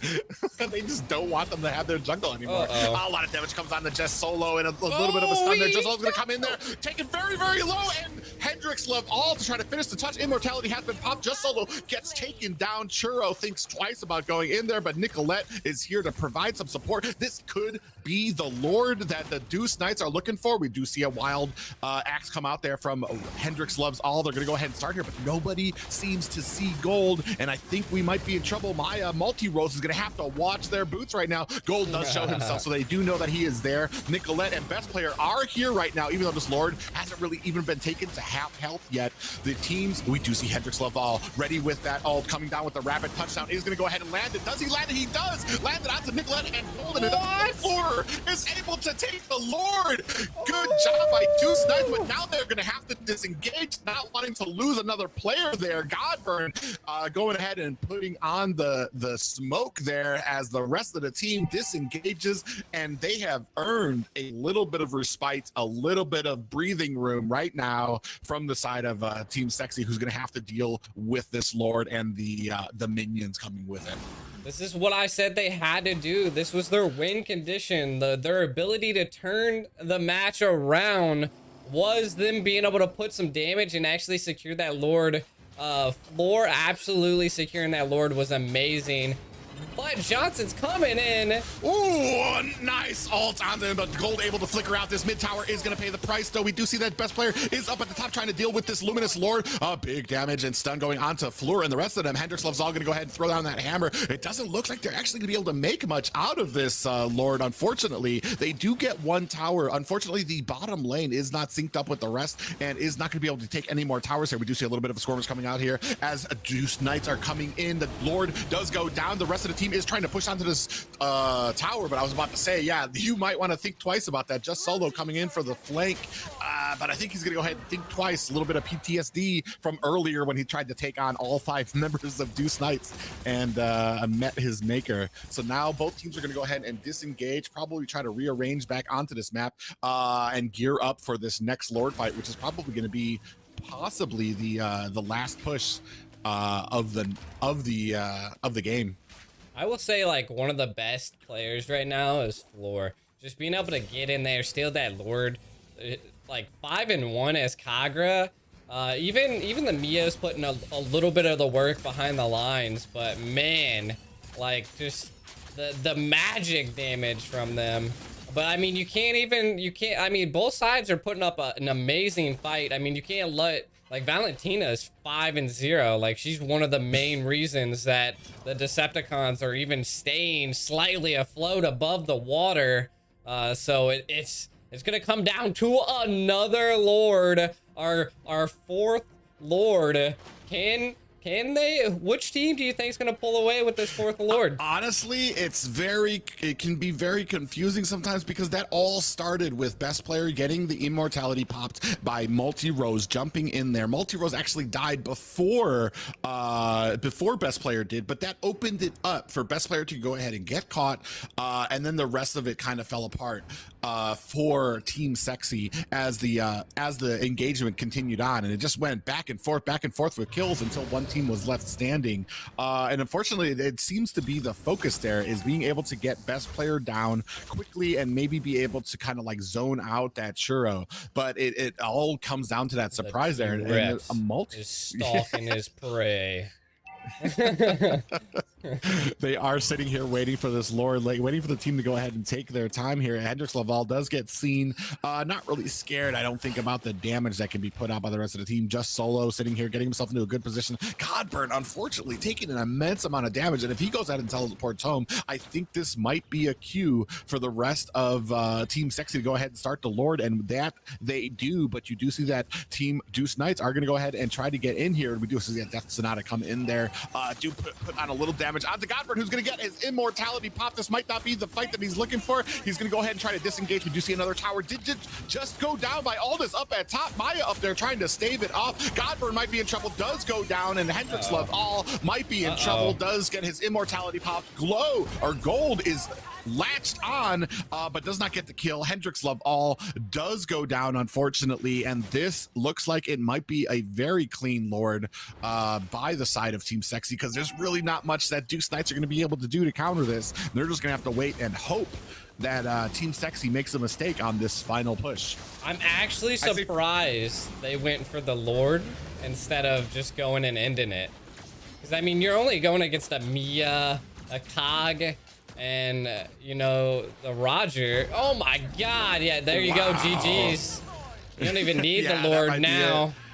Yeah, unfortunately, but like I do believe that with the Maya, there is, and the Fleur, there is a decent amount of wave clear on their side. So when you do decide to charge in there, all they would need to do is clear out that wave, and we do see that a Smiley Face is taking a decent amount of damage. I do believe this is the end. Can they protect it? This might be Decepticon's first win. It is. Decepticon's first win. Take the series, and the poor Autobots could not contain them. Moving on to the next round would be Team Sexy. Wow. Yeah, just a lot of back and forth in that game. I need a little drink of water. Listen, I didn't know potatoes could get parched. GG's to both teams. A very hard fought battle. Could have gone either way. It's just the back and forth on both of those. Just one team will get a cut, or will get that pick off, and then it'll just kind of start like dominoes. Then another person will get a pick off for the other team, and it just kind of went with how well the teams could maintain. But I feel like with the Uranus and with the Valentina being able to kind of like sustain themselves and kind of keep up, they were the decision makers for a lot of those fights. Yeah, and I mean, again, the Valentino is just absolute. Like, I mean, that's one of the mages. Like, you probably want to ban. I mean, the amount of times you see her slip through the cracks just barely, that's just not what you want. So it's definitely interesting that they allowed that to go through the cracks. But it was a great game by both sides. Congrats to the Decepticons on getting your first dub of at least the streaming sessions that we've done yesterday into today. So congrats there. Congrats Private, you know. we can actually add a slash to your side now. But our next games are gonna be Area 77 and Ethereal. So what do you think they're gonna possibly put down here? Well, it's pretty interesting too, because we might be seeing Area 77 taking on Ethereal, and we do know that Ethereal will be playing the side of the Autobots, and Decepticons are going to be picked up by Area 77. So we might be seeing another Area 77, as most people do know who are familiar with the NA scene. Area 77, a very strong team right now. And especially now playing the Decepticons, we might have a repeat of seeing, will this be the day of the Decepticon wins? We're gonna have to see, because the good guys might prevail here. I'm interested to see this match. I know Ethereal, yes, that's correct. Ethereal, kind of a newcomer to the NA scene, has been putting on and really impressing me. So we're gonna see how well they do with this, especially because they do have the early game. Are they going to be able to take advantage of that? Especially because Area 77 is not a slouch when it comes to that. We're going to see it with their picks as well. And I think the focus is going to have to be on winning those lanes. And I feel like that has been a deciding factor for a lot of these victories. No, exactly. I mean, there's just Area 77 is T-Rex isn't here this go around, but Area 77 is T-Rex's pick. That is one of his favorite teams, just from his opinion standpoint, you know. T-Rex will pick Area 77 no matter what it is. If it's an eating competition, a sewing competition, a modeling competition, T-Rex will be picking modeling? Area 77. I don't know. Any type of competition. If it's a chess match, a T-Rex is going to be voting for Area 77.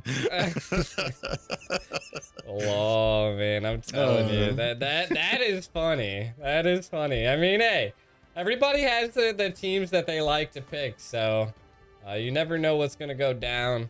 I mean, personally, like you said, I mean, I like Area 77. They're out for blood, but Ethereal definitely pulled around a reverse sweep the other night, you know. Exactly. Last night's against, in case you guys missed it, it was Ethereal versus Area 77 versus Aether Esports, or Aether Explicit, sorry.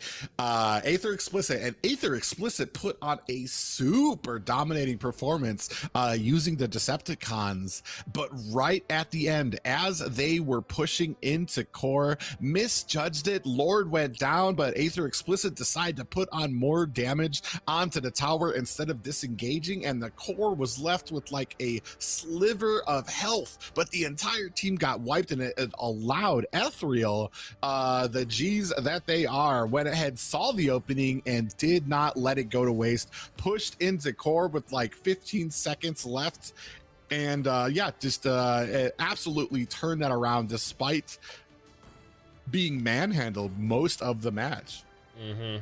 Yeah, no, I was absolutely surprised. Like, I mean, the match was back and forth, so you just did, and what was it? It just happened to be that last play that was able to just pull it around, hit that reverse sweep, absolutely blow it away. Dude, I couldn't imagine last night. It was absolutely, it was crazy. I loved it.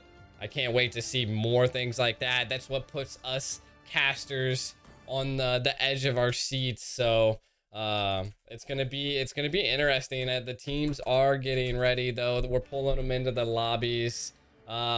If you guys in chat on both the TikTok, the YouTube, the Facebook, if you guys have been here before, which a lot of you guys have, do you guys think Area 77 or Ethereal will pull it through on this last match of the semifinals versus Area 77 and Ethereal? Whoever wins this best of 3 is going to be going against Team Sexy in the finals. Yeah. Unfortunately, this might be a bad night for G, as his Autobots starting off the night with a loss, and Decepticons coming in a very decisive victory. So we're going to see how well this plays out in the next match too. I'm wondering how they're going to go ahead and match it up, because I did feel like there was a little bit of a mistake by banning out that Esmeralda and Selena. It did leave open a lot of mages, and that's been basically the story, is getting those mages out and what mages you pick into these compositions. And honestly, I feel like, especially on the Autobots, Roger, if you have somebody that can capitalize on Roger jungle, it's such a a helpful thing in a lot of these fights, especially if there's somebody who can use him, can use that like and pounce, can use those iframes to their advantage to be able to negate a ton of that damage. We might be looking at an upset here with Ethereal over Area 77 if they have something there like that can work. Yeah, true. Well, while the teams are getting ready, we do have our first giveaway of the night. The potato! I don't think I've ever seen an excited potato. Let me find my phone. There is going to be our first giveaway of the night. The code is going to be appearing on the screen. The code is it's gonna be an event package. It's gonna either have, you have a chance to get the Dark Rose, the Professor of Hell, Glass Blade, Space Time Shadow, Fierce Dragon, Major General, Spear of the Bone Dragon, and Fire Chef. So there is some epic skins to win in this. Get ready to type in the code. There is only 200 of these available. The link to redeem the code is inside of the description of the Facebook and the YouTube stream. The code is now up on the screen. Make sure to get into that.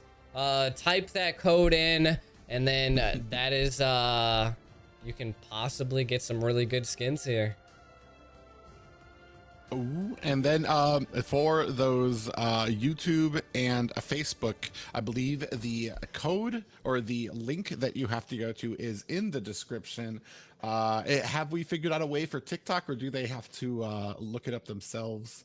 The TikTok, the best way for TikTok is, like you were saying yesterday, is definitely just Google search Mobile Legends code redemption.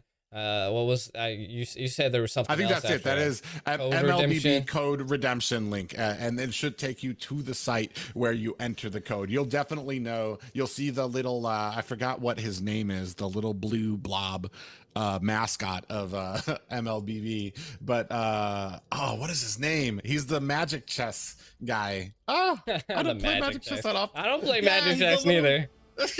Golly, does anybody know what the name of the little blue guy with the Harper? Now you're gonna make me go Harper. I think that's it. It is Harper. You'll see the little Harper guy up there, and that's where you're gonna enter your code for it.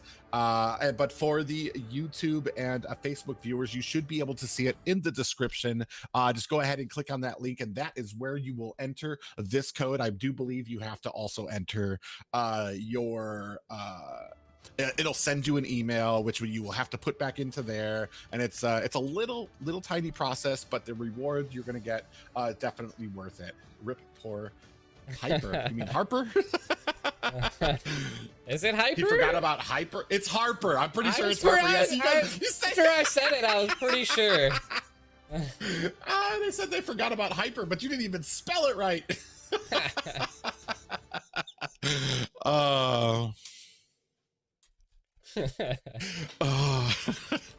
And we are getting ready. It looks like we are almost set up for our next match. Going to be an exciting one. The second match of the semifinals, the final semi-round matchup, and then after that, we're going to be moving into the grand finals. Big shout out to Mobile Legends for letting us do something, especially outside the box here. A little bit of fun, something that we don't have to be too hardcore about. Hopefully, not too many arguments out there right now about these teams. I mean, we're all just having fun using Transformer skins and messing around with the different comps that we can create out of that. Yeah. No, the biggest thing that I want to give a shout out to everybody that is still here and still tuning in. I appreciate every one of you guys stopping by. Shout out to Mobile Legends for hosting such an amazing event.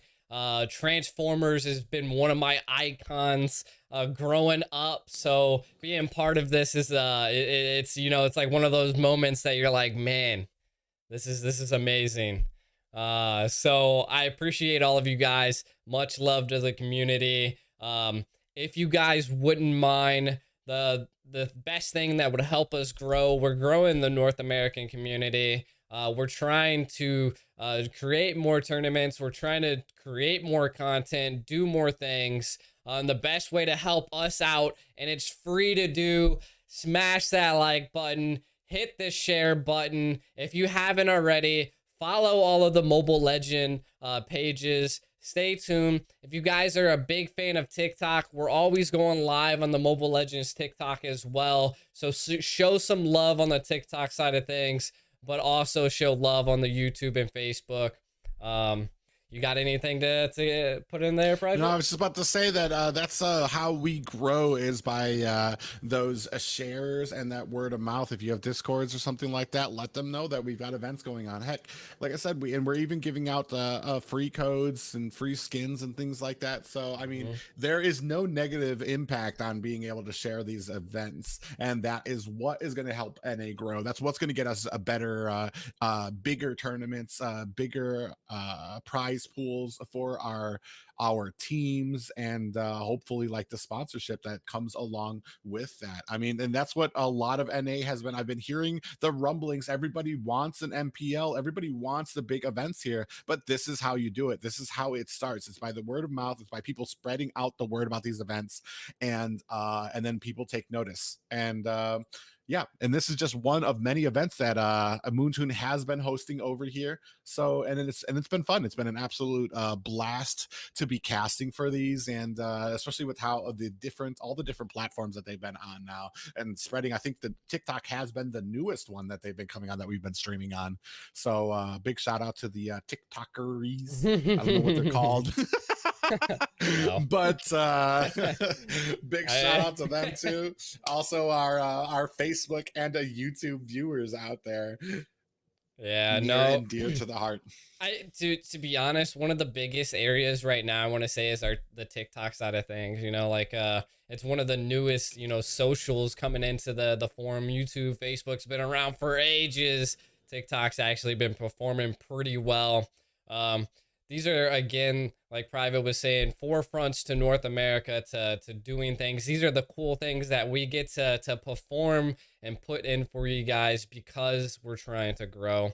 Also, if you guys haven't already, the NACT registration forms are still up. So if you guys have a pro team, you guys want to get into this, you want to get into the fray, you want to bring your North American teams to the challenge, the North American Challenger Tournament is going to be coming up. There's registration links everywhere. You can find them on the Mobile Legends main page. You can, if you're joining the Discord, they have it in the Discord. Definitely tune into that, man. There's going to be a lot of amazing teams that some people say don't compete with BTK, but definitely do. They just don't have the ability to be able to make it and go places like BTK can. So there's always up and coming talent. So if you guys are one of those teams that are just hidden in the dark and want to be that dark horse, get into these tournaments. That's the only way you can be seen. There's qualifiers for all of these tournaments. There was even qualifiers for this Transformers tournament. There's lots of ways to stand out. So definitely tune in. The NACT is going to be an amazing event, by far one of the biggest tournament events coming around. So I can't wait for it. What's your take on the NACT, Private? No, I'm excited for it. I'm going to be looking forward to it a lot. It's going to be a lot, especially a lot bigger than last season. I believe there are going to be at least 6 broadcast days of it. So you're going to have 6 full days of North American competition. Some of the best and brightest from North America, and they're probably, from what I've seen, they're even opening it up to a singular to be throwing in and creating teams for this as well. So it's going to be an amazing event. You guys can go ahead and look it up as well. The North American Challenger Tournament. It's going to be happening, I believe, at the end of this month. 6 days until we go into the grand finals to crown a new NACT champion. Speaking of NACT champion, the previous winners, Area 77 from last season, going to be competing up here shortly against Ethereal. And on the line tonight, $24,000 worth of Amazon, not American, Amazon gift cards, as well as 156,000 diamonds. Huge prize pool, courtesy completely by Moontoon here, who's thankfully sponsoring this event for us. And I believe teams are ready. We are ready to go. Our second series of the night, the Autobots taking on the Decepticons. Will it be a bad guy rollout here as the Decepticons have taken the first victory over the Autobots, or will the Autobots and Ethereal be able to prevail? Yeah, I mean, I just want to show you know, I mean, the Decepticons have like a 10% win rate, you know, like, you know, not, you know, you know, I'm a team Autobots. Never tell me the odds. Yeah, no, I mean, don't listen. I was bringing statistics into it. I'm sorry. But like Private was saying, we have a big opportunity here. We have Area 77, which was the last winners of the NACT, gonna be playing right now. This is gonna be a big game, some strong competition here. Area 77 is BTK's rival. If you did not know, they definitely have a rivalry started and it's still going to this day. So if BTK ever comes back to America, I feel like there's gonna be some tension. They've been training knee and foot, so this is where you guys get to see them put some unorthodox team fights into the competition here. I love the first two bands, Wan Grok, with Ethereal having Autobots. They definitely don't want Johnson to be running into any walls that aren't supposed to be there. Unfortunately, right now we do have a Valentina and a Eve open right now. Just gonna see where they're gonna go with this. We did see the Wan band come up pretty early there. Definitely not wanting to have either the Granger or the Roger having to compete with that Wan, but we do see that Beatrix goes ahead and gets picked up, another strong choice for that marksman position, and we're gonna see who exactly Area 77 is going to be putting into that gold lane, along with Ethereal picking up the Sicilian for that long range damage. Oh man, this Esmeralda, she's always slipping in there. I mean, they banned some solid picks. So I mean, Area 77's already holding down some solid picks. Yeah, unfortunately for both teams, these next bans do not matter because they both have to pick their Decepticon and Autobot counterparts. On the side of Ethereal, they are going to go ahead and have to pick up that Roger and the X-Borg Bumblebee, and then on the side of Area 77, they are going to go ahead and have to pick up that Megatron Granger and the Popol and Koopa Soundwave. So so we do have our two picks. On the side of Ethereal, it's going to be Sicilian and Beatrix picked up on their yep, I think they're just messing around. I'm not even gonna try with that. And then on the side of Area 77, we do have the Valentina and Esmeralda pickups on their side. So we're gonna see how well these are gonna be able to play into each other. A very mobile team, especially too. Hopefully they're gonna be. I know they're not wanting to pick up that Eve into an Esmeralda, so they did go ahead and pick up Cecilia. But he does have a bit of a late game that he's gonna need to be getting into to actually be able to pull off the damage that he needs. So we're gonna go ahead and see. But I have been a fan of the Roger jungle in this series. A lot of people who are playing him jungle know how to use him very well, and can pretty much put on a little bit of a class here for the enemy team, especially in that early game with the amount of damage and the negation of damage that he can take with those Lycan pounces and the rest of his iframes. And I mean, we're seeing some solid picks from both sides. If you had to choose a side versus the draft, not what they actually are, what would you choose here, Private? Oh. I like that you said that, because I was immediately going to say, which one's the Decepticons again? Based on the draft, that Valentina is such a strong pick, and I'm really not sure, as we've seen Valentina and Esmeralda combos here, and it's been quite thrashing too, especially against Xborg, who just not quite in the meta right now. So I'm going to have to go with Area 77 on this one right now. Yeah.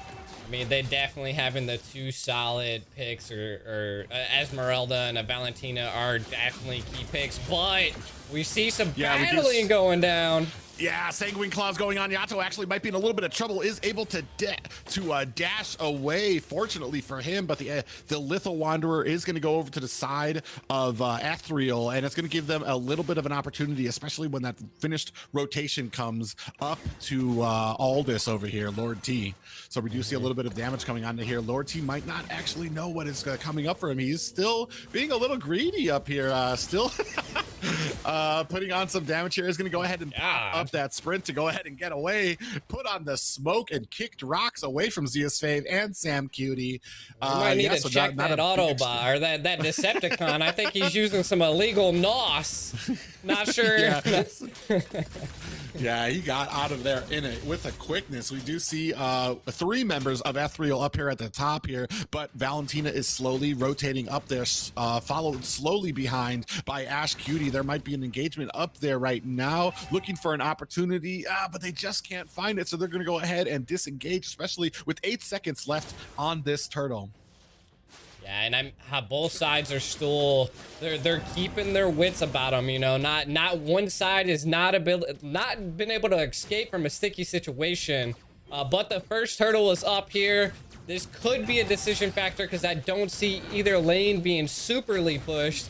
But yeah, Ethereal's gonna go ahead and charge into here. We do see that Emboy is able to pick up the turtle. Chef going ahead and putting on the damage. Yato able to take down Zia's favorite very quickly, but Poggy taking down Emboy as well. Chef's gonna go ahead and disengage here. Sanguine Claws out by Ash Cutie, but does not catch anybody, and that is a I think that was just a they did lose 2 people. Yeah, 2-0 trade there for the turtle. Not sure if that was actually worth it, but I mean, that's what we've been seeing from certain teams here, is they do prioritize these objectives, and unfortunately they need to have an exit strategy as well, or you're going to get taken advantage of.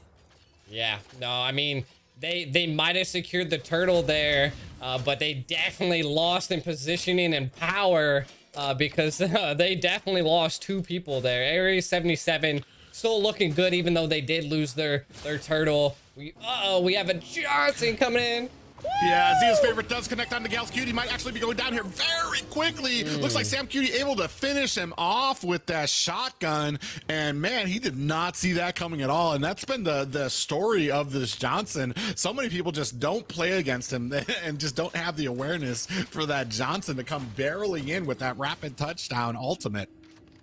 Dude, the Lord T is getting the fly trap right now. Yeah, he's kind of caught here in the middle. Might not be able to make it out here. Does put on the juice and gets out of there. And the rest of the team, Yato and Gals Cutie, able to provide the support here to protect this top tower. So they do live to fight another day and even protect the tower from getting taken here. Dude, shout out to Lord T, just absolutely able to escape every situation he's ever been put into so far. Just that illegal NOS is just hitting real hard. They just can't stop him. He's been playing a very passive match, especially against something like Beatrix up there. But Zia favorite does collect on into here. That passive has been activated, but will it be enough? Looks like Pog is going in with a lot of enough damage and does take him down. M-Boy surely follows. Ash Cutie gets caught out with a stun. Merciless going in, and they're all trying to stack onto this aggro from the tower, but they are not able to take down Ash Cutie. But another set of kills going down, and Yato actually might be in trouble. Sam Cutie flickered on with a shotgun blast to the face, taking down Yato. My and we do see that Johnson and M-Boy coming up here. Lord T actually might be in trouble. They missed, but they are able to activate the ult. Lord T actually might be in trouble. We see him, Sam Cutie, coming in with that shotgun, going to be able to take him down. Man, just one after the other. These guys are just continuing on, not trying to give each other any type of breathing room. Dude, that was absolutely crazy. We do see Poggy though taking some key plays of taking the enemy's jungle very well, but both teams are absolutely throwing down. Even though it's a 4-3, the fighting is just non-stop. We do, I mean, of course, Area 77 right now does have the gold lead. They've secured a decent amount of turtles. And I mean, just the overall Johnson is just monstrous. Oh my god, trolling right into a tower. Here we go, Private. Yeah, we do see a little bit of an engagement here. Zia's favorite is going on to Gals Cutie, does take him down. M-Boy with the kill there, and looks like Lord T actually might be in trouble here. He does take the tower, but is he going to be able to get away? The sprint might not be enough. He does get slowed down. Lycan Pounce coming on, and he does take him down. Does M-Boy and Ethereal sitting in a decent position here, but they did lose their tower for it, and sitting at a 1k gold deficit. Looks like this mid tower might be answered. Two Chefs actually might be in trouble, but he doesn't pop that immortality just yet, and it looks like we might be trading towers here as Sam Cutie goes ahead and takes that top tower with Beatrix. His favorite might be in trouble here. Ooh! What a slay. Fall to the ground there. We do see Yato able to take down Sam Cutie there, and this has just been a slobber knocker of a fight here. 6 versus 5, just a little over 1k gold lead for Area 77, but they do have the macro in their favor right now, especially now that they're going to go ahead and start taking this turtle, and I'm not sure that Team Ethereal is in a position to counter that right now. I mean, Area 77 is definitely looking really good for this early game. I think for the Decepticons, they have to take this over here.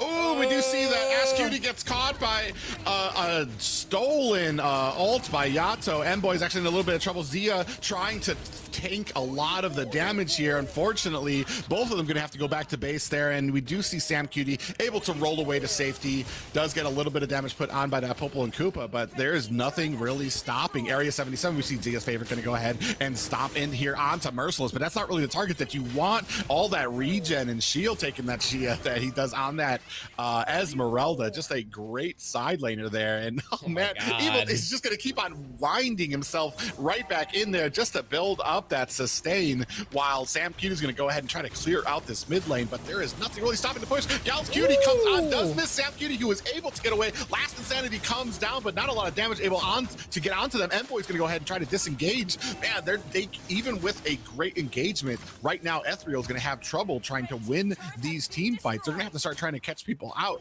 but that is just not how Area 77 plays. They play as one team and one unit, and every single time one of them attacks you, you know that 2 more of them are just around the corner.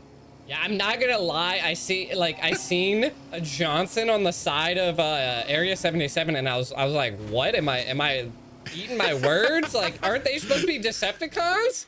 And they're over here driving an Optimus Prime in disguise, bro. Like, my God.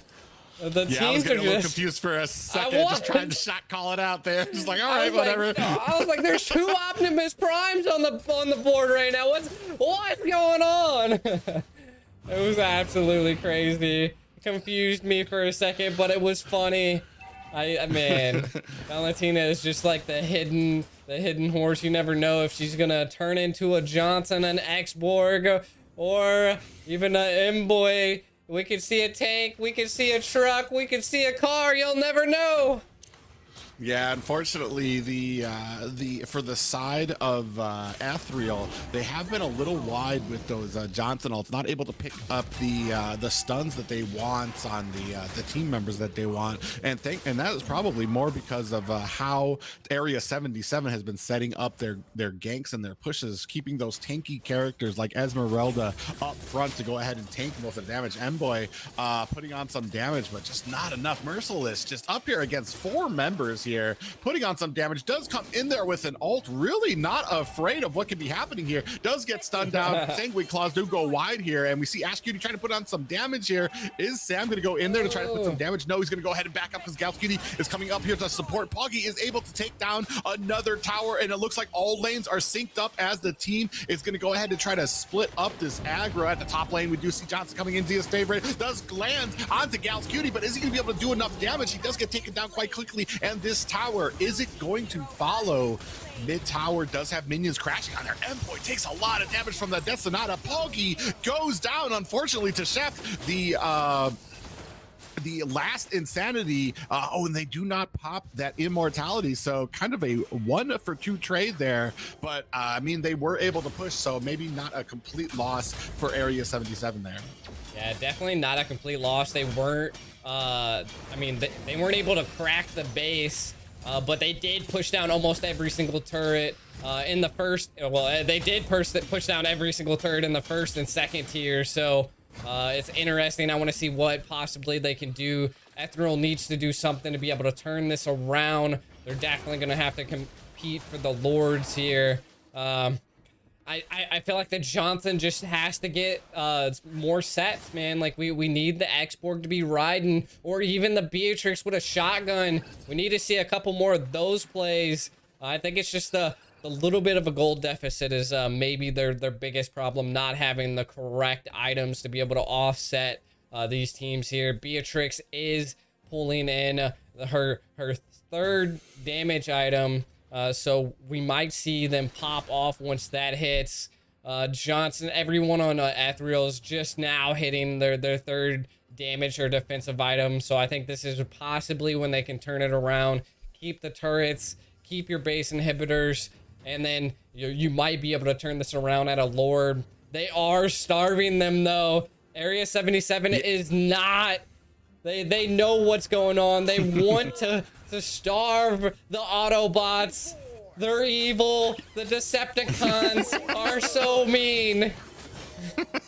Well, you know, this is going to come down to, can they reach those damage dealers? Yato on that Valentina, or Poggy on that Granger. Are they going to be able to get into the line? Because both of those heroes are able to just safely be able to deal damage from a safe distance, whereas Valentina is going to be able to dash in and dash away very quickly. And that has been the problem here, because the rest of it is just a tanky front line. Even Lord T on this Aldous has built a ton of tankiness. We do see a Falling Moonstar come onto Mboy. He's going to have to disengage, but the Lord has been reset, so you're going to see Gals Cutie and Yato probably press this a little further as Granger goes ahead and tries to push onto that Lord, zoning out the rest of Team Ethereal, who unfortunately are not able to do anything. But up at the top, we do see a wave crashing in. X-Borg is going to go ahead and receive some support. We do see a little bit of damage coming onto the Lord. It's going to go over to the side of Area 77. Lord T comes in. He's going to put on some damage. Sam Cutie able to flicker out of the way. Lord T puts on the Nas and is going to go ahead and sprint himself to safety. And right now, it is all on the Team Ethereal to go ahead and stop this final push, which unfortunately, I'm not sure what they can do here. I mean, they have the Sicilin, you know. I mean, the late game Sicilin is nasty if he gets his stacks. Like I said, they're just going to have to defend with their hearts, believe in the power of good, and, you know, just extend with the Autobots, you know? Believe in your robots. You can defend this base. Unfortunately, I'm thinking there might be a little bit more than hope that is needed. We do see Zaya's favorite coming in here. Does miss all of them. Lord T gets connected on there, and we do see a decent amount of clear coming out from Ash Cutie, but the Lord is turning his attention to the next tower. Chef's coming in with the last insanity, but does think better of it. Zaya's favorite actually might be in trouble, taking a decent amount of damage as Merciless is putting the damage onto him, does actually go ahead and ult in, but is being chased over there, over at the top, and 2 towers taken down right there. We do have waves crashing in right now, as it looks like Ethereal is going to go ahead and try to rally at this bottom tower right now, going ahead and try to stop this wave from coming in. Last Insanity is coming in there. We do see Yatsu jumping in there, Merciless as well. A lot of damage coming on. Zia's favorite goes down. Chefs is trying to disengage. Ask Cutie putting on the damage, but missing those sanguine claws, and is going to have to disengage as well. This might be it, unless Area 77 decides to kind of back up. Looks like they're going to go ahead and put a little bit more damage onto this tower to just go ahead and tank that. But now we have all the waves crashing into Team Ethereal and Super Minions on their way. Yeah, no, they're definitely gonna pull back here. I mean, they definitely defended the initial inhibitor, the base, but they lost every single tower. Ethereal's having a tough time here. The gold deficit is just too much. But Area 77 does pull back. So it's I mean, if they can defend, it's looking a little rough on Ethereal's defensive side of things. Having to deal with a thick Esmeralda, having to deal with a thick Valentina. It's rough. It's rough. Sizzling. Thick everywhere. Like a bowl of oatmeal, and they do connect onto all this. Lord T, I think just for shits and giggles there, not really going to go ahead and do it. Lord T does think twice about that ultimate, and we do see up top Esmeralda going to go ahead and push into Emboy, but really not a fight. Emboy's going to be winning here. I think this is more frustration than anything, not wanting to go silently. Ethereal's going to put on the fight to the last minute. Right now, 1 second left, and it looks like Area 77 is going to go ahead and start on this Lord. Emboy and Zia's favorite rolling deep on this Autobot charge. Is it going to be enough, though, to go ahead and secure this win for them? They do go ahead and crash in. Zia's favorite actually might be in trouble. A lot of damage going on to him. That passive has been activated, and we see the Lord is ticking down. Is Ask Cutie to be able to go in and do something? No. Unfortunately, going to have to disengage, and neither the jungler in a position. Ask Cutie actually might be in trouble. Lord Cutie comes... Lord T comes in there and does get the kill onto Ask Cutie. Oh, and this push might be it. They might not be even need to wait for the Lord. Damage going on to the core here. And is this another victory for the Decepticons? That dastardly duo of Transformers sneaking away with the victory over our Truth and Justice Autobots. Say it ain't so. Oh man. Lord T and Poggy going here and crashing in, and it looks like this one is in the books here. The tower, the core does go down, and the Decepticons take the victory over the Autobots and Team Ethereal. GG to Area 77. GG's. I mean, Area 77 definitely showed that they might be the Decepticons, they might be the bad people, but the plot armor doesn't stand today. So they're definitely taking down the Autobots. But is this that cinematic that we've been looking for? The Decepticons take the early lead, and it looks like all is not for the Autobots. But but we do have another game coming here. Area 77 and Ethereal gonna take off for that second game. Maybe a best of, or maybe going into a third match. We'll have to see, because this wouldn't be the first time the Decepticons team has won the first match and then gotten a reverse sweep on the second two. Because we know that it does take a little bit of time for the Autobots to kind of get their wits about them, maybe a little too trusting, a little too naive about the nature of those evil Decepticons. Takes a little bit of time for it to sink in. Mm-hmm. I mean, the one comment that I loved from you, Private, was the Lord Cutie. I don't know. Maybe you have a thing for Lord T, but he might just might be a cutie. Oh man! I think I do that. I go ahead and combine names for ease of use. Why use many words when few words work? Ugh. Ugh. Ugh. Ugh. That was a great game by Area 77. Definitely. I mean, What do you think Ethereal has to do to possibly? I mean, it's definitely gonna have to come down by the draft, because that draft was just superior. Yeah, unfortunately, with a Valentina and an Esmeralda, you need to have something to deal with that on those lanes. It does take a little bit of time, especially Esmeralda can be so strong. And then when you have a Valentina, I mean, just Valentina's always been a priority, a prio ban for me right now. Prio with Julian. I guess it depends on your player pool too. Do you have something? Maybe a Dyroth could have come in there, but you do still have to find a place for those 3 characters with the X-Borg, the Roger, and the Johnson. And we did see a Roger on the jungle there that time, but just wasn't as successful as we've seen it in the past. And even with the, I feel like a little bit, the Johnson was a factor. Like a lot of those, a lot of the ultimates, those rapid touchdowns, not actually nailing the target that they needed to. A lot of them actually went a little wide as well. So, I mean, we're going to see in this next match if they can kind of clean up those engagements, because that was a big thing is if you go ahead and land that rapid touchdown with Johnson, are you going to be able to capitalize on it? And unfortunately, last game, it didn't really seem like they were able to. A lot of those kind of missed their mark, and then he would crash and then kind of be out of position, and the rest of the team not joining it in there.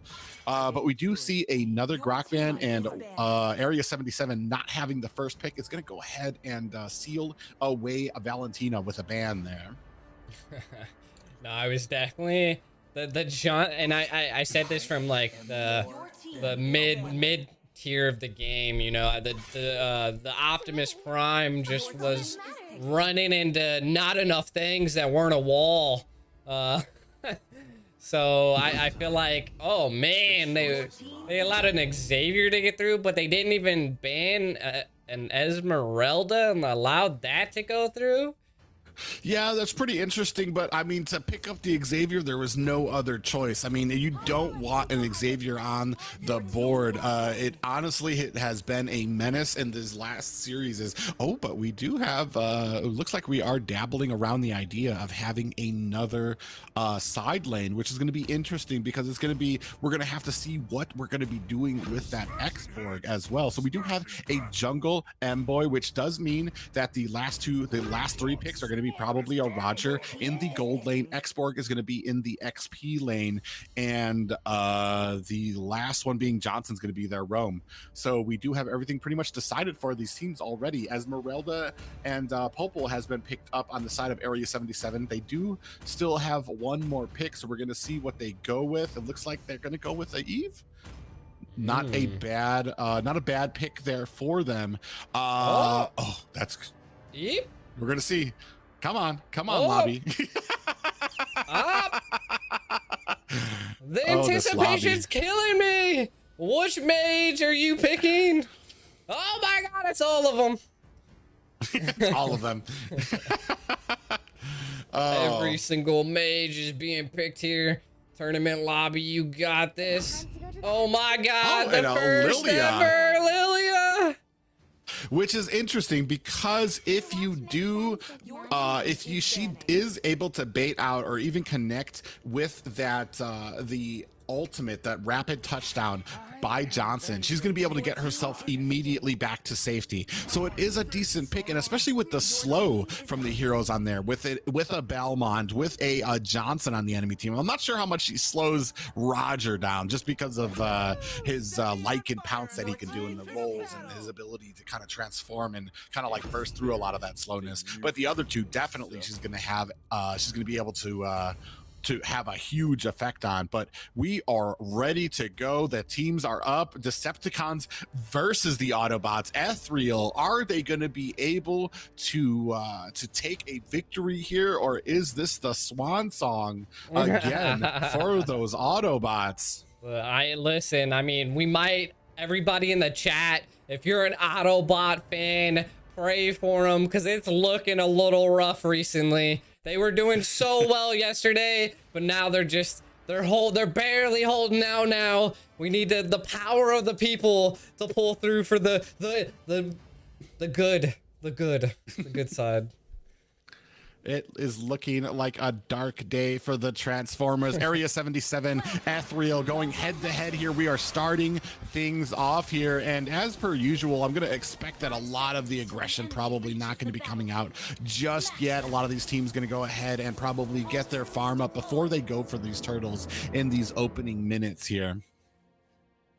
Yeah, and I mean, we do see it. I think this is like we've been seeing a constant amount of Popo tanks recently, which is absolutely crazy. Chef just pitching a tin over here, roasting some marshmallows, keeping the bush warm. Yeah, unfortunately, Chef does know that he is no match for an Esmeralda early game, and we do see a decent amount of damage going on to Lord T from Sam Cutie. Oh my god. And Lord T actually might be in trouble here, but is able to get away. We've seen him kind of fishing in and out of that lane, especially in the last game, not really taking a lot of deaths and putting on a really tanky composition for himself there. Merciless is kind of thwarted from doing that little cutting into the lane, but we still have 50 seconds until this Lord is up and not a gank coming yet. So we're gonna go see how these actually play out here. Yeah, and I mean, both teams are definitely giving it their all right now. I'm rooting for the Autobots. I want to see him win. And I mean, they have Xavier, which is a really strong mage that could turn around the tides. So I'm definitely hoping that something goes down here. Zia's favorite. I need to see some drive-bys. But Chef's up here having a hard time. Yeah, he's having to deal with the Esmeralda, not just the Esmeralda, but also the Granger coming down here from Poggy. But now we have the Turtle coming up, and this is where we usually see the excitement. Actually, Chefs is getting cornered here. Might be in a little bit of trouble there with that ultimate coming off from Poggy, and he does go down here. M-Boy and Ash Cutie don't get here in time, but that is the perfect setup for Area 77 to go ahead and look at taking this Lord, since they do have a member down on the side of Ethereal. Yeah, this is Poggy's a really good Megatron, so it's nice to see. The invading is insane by Merciless right now. Private. Yeah, they are going in there. We do see a dawning light go out, does connect, but the Turtle has been taken by Poggy. Really nothing that they could do as they were being zoned out. The entire team for Area 77 here to join in with this Lord. We do see that Aldous is going to go ahead and try to get back up there, up at the top. M-Boy, unfortunately, not able to get there. Ash Cutie needs to get out of dodge. He's got a little bit of health, especially on an Xavier, and unfortunately, they are doing their best to go ahead and hold some of these lanes down. We're going to see how the mid game plays out, especially since Xavier is going to start coming online with those items, and hopefully the map awareness is there for him to be able to take those snipes with that dawning light. We do see that Johnson is out here right now. Zia's favorite roaming around with that ultimate, just taking the scenic route, tourism, letting people know what he sees. We do see him going in. He does miss onto Lord T, unfortunately, and this might spell doom for Zia's favorite. A lot of damage going on to him. We do see a dawning light go onto Yato. Gals Cutie taken dangerously low, but the stun does come on. Lycan Pounce is not enough to take Gals Cutie. He's going to retreat to his tower. Yato in a little bit of trouble here, is going to be going down there. Zia's favorite gets taken out as Yato follows closely behind. A lethal counter misses the whole of Area 77 as they're going to go ahead and teleport back home. Chef actually in trouble at all, coming out from Poggy, but not able to finish the job. But up at the top, looks like Merciless is taking a decent amount of gold off of this tower, as it is absent a laner to contest it. Yeah, I mean, Merciless isn't an insane XP laner. I'm loving what I'm seeing here. So it's gonna be interesting what goes through here. But I'm feeling Area 77 definitely is holding a decent lead.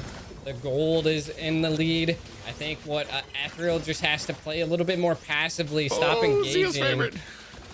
Zia's favorite actually might be in a little bit of trouble here. Spent a little bit too much time, flew too close to the sun, and we do see that Poggy is up at the top, taking down this Turtle. Really not much that the rest of Ethereal can do to contest this, unfortunately, and it looks like all lanes are, even though they do have the gold lead, they don't really have the objectives, but I have a feeling that that is going to be coming in here very shortly, especially up at the top lane where, unfortunately, Chef is having a heck of a time trying to compete with the Esmeralda, Merciless on this Esmeralda.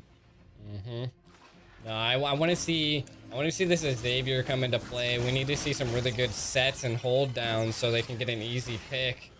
Yeah, unfortunately, dawning light is a little bit wide. We do see a lock onto M-Boy, but kind of just a fake there as he thinks twice about going in on there. Sam Cutie actually might be in a little bit of trouble here. It is a 1v3, is going to go ahead and transform himself to safety, but this actually might be a little bit of trouble. He is surrounded right now in the tower. He's going to go ahead and try to roll away. Gals Cutie actually might be taking a decent amount of damage here while his Popol is able to... Snipe the dog. The dog is sniped. Down. The dog is sniped. Come on, turn into a little box. Unfortunately, yeah, not a lot of ground being given up here. We do see that Johnson is rolling around here. Zia's favorite, kind of searching for a target here. Unfortunately, been having a heck of a time trying to find a decent target. We do see up at mid. 3 of them coming in. Ultimate by Esmeralda. Ash Cutie catches the end of that, but able to get himself to safety. He's going to go ahead and put some damage on here. We see M-Boy and Chef coming here to provide some support, but meanwhile, the side lanes are a little bit open, especially that XP lane. Looks like Esmeralda is going to go ahead and try to clamber onto that. Poor Sia's favorite, having a heck of a time. Down at bottom, it looks like a little bit of trouble. They are pushing onto that tower, probably going to go ahead and snatch it up. We do see Area 77 able to get the top one as well. A lock-on onto Xavier. Is that going to go ahead and connect? It looks like he does, but he's not able to finish off Xavier as the rest of Team Ethereal down at the bottom, able to clean up Lord T and probably pick up this turtle now, and things might be rolling a little bit into their favor, especially now that they need a favor that they need because they are at a 3K gold lead, right, or a 3K gold deficit right now. It's looking a little rough here on the side of the Autobots, but they're microing to their way to possibly take the crown and reverse sweep the Decepticons. Only time will tell. Oh my god, merciless damage. Yeah, just with one ultimate coming in and a swipe of that ability takes Ash Cutie down to half health, but he is able to replenish it. But right now there needs to be a plan. We do see that Sam Cutie actually in a little bit of trouble here, caught in between the wrong side of 3 members of Area 77. We see Zia's favorite does go ahead and crash into Yato, but not really worried. Still has that ultimate, so Yato just putting on the a lot of damage there. Zia's favorite able to eke away with just a sliver of health with the support of Ash Cutie on that Xavier. M-Boy coming in here too, does throw out an early lethal counter. Unfortunately, that's not really going to have an effect on some full health heroes. A lot of damage still coming in, but Zia's favorite just a little late to the party. Last Insanity coming on the Poggy isn't going to be enough to take him down. It is, and they are starting to kind of rally a small comeback. Is Ethereal. I say that as Chef face checks the bush and almost gets taken out. We do see Zia's favorite trying to make his escape here, does get caught by a bomb, is trying to get away, not sure if he can. Chefs is trying to put on some damage, but not enough to distract Merciless. And we see he might be in trouble here. Lord T honing in on him, but does not finish the job. Is going to go ahead and think twice. It looks like they have going ahead and readjusted their target and their sights on the Sam's Cutie, who might be in trouble. Does get taken down. Unfortunately, this is a 4-8 game right now, and a 4K gold lead right now in favor of Area 77, and they are just enforcing their will on this match right now. This is definitely a slaughter fest now. I don't know, man. The Autobots are looking a little rough. Unfortunately, it's kind of going along the lines with Zia's favorite, kind of really not along with the team, just going around, just going ahead and landing that all. That doesn't matter if his team is ready. We do see a wide dawning light coming. Zia's favorite is going to go down with those Lilia bombs. Chef and M-Boy fighting for their life, trying to get out of here. Looks like we're going to have a popped immortality. Not just yet. It is a popped immortality. We do see Lord T coming in on the Ash Cutie. A lot of damage. Is able to take him out. Is he going to be able to get away? No. But to the halls of Valhalla for that fight, Lord T. He does get the kill, but not able to make it back out of that base alive. We do see M-Boy Envoy not able to actually connect that spin onto Gal's Cutie, but another lethal counter on a full health character. You're not going to really be getting a great effect out of that, as the lethal counter does do percentage of missing health as damage. So not exactly when you want to be pulling that off at the beginning of a fight or a full health hero. We do see Chef and Zia's favorite coming in there. Dawning Light does come in, takes Gal's Cutie dangerously low, but he put on the boots and got out of dodge. Merciless in the middle of the fray, not afraid of anything that Ethereal can pull out here. Deep into the line, we do see Poggy with that Destinata coming in. Ash Cutie goes down, Sam Cutie and Envoy running for their life. Chef's Cutie huffing and puffing his way back to that tower. I'm not sure he's going to be able to make it. He does a lot of damage going on to him, but that passive is probably going to go ahead and save him, roll him back to safety, as Yato and Merciless going to turn their attention back to Poggy, who is starting to take the Lord. I think they're just having a little bit of fun right now. Is Yato and Lord T right now. This match seems to be going really well into their favor.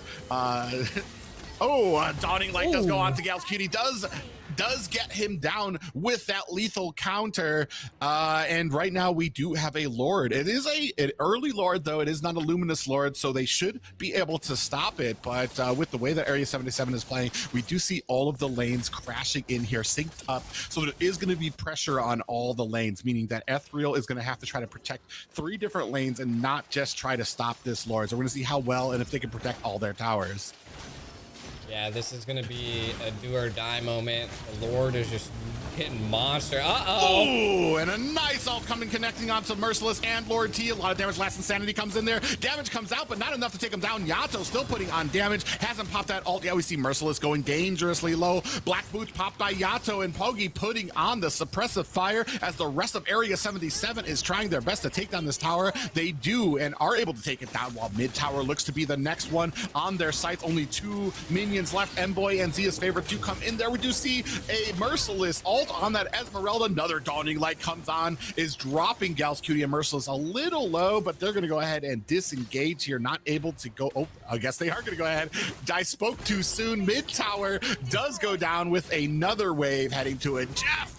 Chef actually in trouble, gets picked off by Poggy, and this last tower is it's finally taken down, and the core sitting there alone, cold and naked, as Ethereal left to defend it with they lined up perfectly for that one. Unfortunately, not enough damage to really be worrisome on the side of Area 77. We gotta give a big shout out to Poggy here, man. Just absolutely look at it. Line up, boys. Come on, give us the picture perfect. All 3 of you. There you guys go. Let's see it. That's what we like to see. They are starting to line up. There's still 44 seconds left on this Lord. I'm not really sure what is going through the heads of Ethereal right now. I think they are divvying up their belongings, packing up their bags. This core is not going to be their home for long. A little bit of a dance off here at the center there. We do see some BMs coming out there. G4. What a crazy lineup there, man. Absolutely nasty. Area 77 is definitely the charisma, the flow is just it's going so well for them right now. Ethereal has to do something to disrupt that flow, and I think what that is a possibly an impossible Lord steal by M-Boy. But unfortunately, they'll probably have to try to go for it as a team. All these lanes pushing in there while we have Poggy up here taking the Lord. I don't really think this is going to be answered. They are not in a position, is Ethereal, to go ahead and counter this. Not only that, but we have the lanes kind of wide open here. Might be sinking in soon. They go ahead and pick up this blue buff. Really not much they can do, and unless Zia's favorite can kind of flank around and maybe hit them from the rear or from the side, because because hitting them from the front, if Merciless tanks that rapid touchdown by Johnson, it's really going to have no real effect. What you're going to want to do is hit this team from the side, be able to get maybe one of those squishies, maybe be able to CC Yato down before he can get those black boots off. We do have a little bit of a spin here. Guiding light, dawning light does come out there. Oh, and Gals Cutie actually in a little bit of trouble, does freeze himself with that winter truncheon, but Envoy able to go ahead and take him down. Lord is being taken down very quickly. Poggy is able to take down Sam Cutie, but that is a wrap, a complete sweep. The poor Autobots forced to retreat as Decepticons reign true today. That was the final game of the semi-finals. We're gonna be going into the finals here versus Area 77 versus Team Sexy. This is gonna be crazy.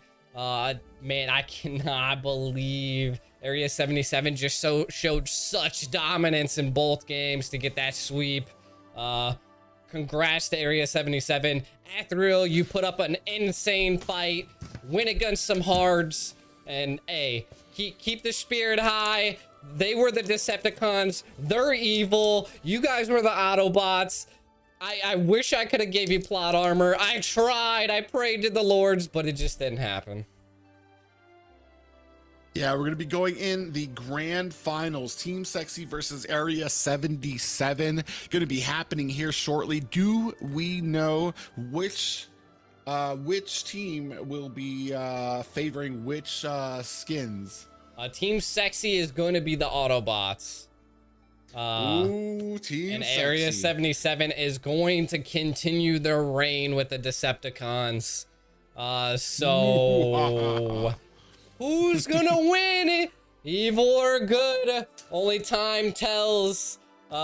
This is gonna be, man, the grand finals. This is like I wanna say it's like a spark of it, you know. I mean, it's gonna be something else, because I mean, I don't want to say it, but Team Sexy has a little bit of BTK, if I'm not, or they used to, so they definitely have the knowledge behind BTK. So it's a little bit of a feud. I want to see what Area 77 can get done here in the grand finals. Well, it could. Will the Autobots be able to come in at the end, favor up the good guys in true storybook and cinematic fashion, or will it be a dark day for the Transformers as Area 77 on these Decepticons look to go ahead and reign supreme? We're about to find out next. And man, I'm excited because we have started to prove that it doesn't matter if you have a certain picks like Aldous. I know there were a lot of people frustrated about that Aldous and Granger combo, but we have seen that if played correctly, especially with those two outside picks, the Esmeralda, been a big favorite of Area 77 here. If you do have those outside picks to help support, the Granger and Aldous can have a factor in there, especially if you are holding out. I feel like the patience on the Area 77 Aldous has been key here. A lot of kills on his side. Well, not a lot of kills, but he went 2, 3, and 7. So he had a good supporting role. Didn't add the effect of 7 assists there without dying. You know what I mean? Like able to go in 7 times at least without dying, and that's a big thing for an Aldous at this level of play. And then Granger 7, 1, and 1 last round. So I mean, doing great for the side of Area 77. And I'm wondering, oh yeah, so Team Sexy did play the Decepticons last time. And we do know that it does, the comps usually do favor the Autobots. So maybe that will be enough to help Team Sexy, especially with that early game. Yeah, the early game, I want to see it. I mean, we seen an insane game from Area 77. Pulling in, like, the chemistry, the fluidity was insane. I was like, hold on here, that was a big word. So I can't breath. I was like, no. So I can't wait to see what possibly goes down here. But before we go into the grand finals, we do have another giveaway private. We're gonna be doing a giveaway. giveaway two. So the biggest thing you guys are gonna see is that it's gonna be the same way as the first giveaway. We're gonna be having, I'm gonna pull up the code for you guys. The link is in the description of where to redeem the code. If you're on TikTok, all you have to do is Google search Mobile Legends code redemption, and you should be able to find an easy place to put it in. So without further ado, let me get you into this code. That way you guys can put it in there. There is the second code before the finals. Man. Private. What you gonna get? What you gonna get? I'm so excited. I love these free giveaways. So like they said, like, go ahead and enter it in there. For those of you on YouTube and Facebook, you can find the link in the description of this live cast. For those on TikTok, go ahead and Google Mobile Legends gift code redemption link. You will be able to find a link there and go ahead and enter the gift code. Fortunately, I do believe this is for North America. I believe this is primarily for North America. If I might be lying, heck, if you're outside, I won't tell if you don't tell if you try these redemption codes. So go ahead and try to see if they work. It might work. I know some of the other ones did work for NA, or so I hear. But yeah, so we're gonna go ahead, and while we're waiting for these teams to go ahead and get ready, hopefully yeah, the biggest things you're getting from the code is not the same. There's actually a chance there's 400 of these codes, so we shall see. You're either gonna get 10 hero fragments, 100 magic dust, or an event package, which again has the Dark Rose, the Professor, the Glass Blade, Space Time Shadow, Fierce Dragon, Major General, Spear of Bone Dragon, and the Fire Chef. So you have the chance to get something here. This code is definitely different than the other one. So let's see here. And definitely get it in. I know we might not have, might not be able to do the giveaway portion of it, but do we have any more questions of those? We do have plenty of questions. We definitely do have some of the questions left. We're gonna, the magic dust is definitely an OP pick. So if you guys get magic dust, I'm so sorry. We will see what definitely happens. You never know. For the moment, got addicted to magic dust. Never was the same. Damn you, Mobile Legends.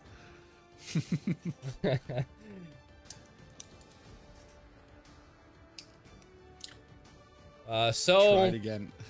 The finals aren't supposed to take place until 9 Eastern time, if I'm not mistaken. So we got about 30 minutes left here. It's gonna be a hold. I want to keep this going for a little bit. Hopefully we can get the teams in a lot early for the grand finals, but both teams did just place insane games, so they might need a second to recoup. So we will see.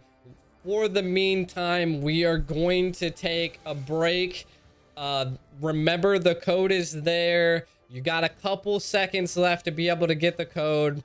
The link is in the description of the Facebook, of YouTube, the YouTube, and if you're on TikTok, you actually have to Google search the link.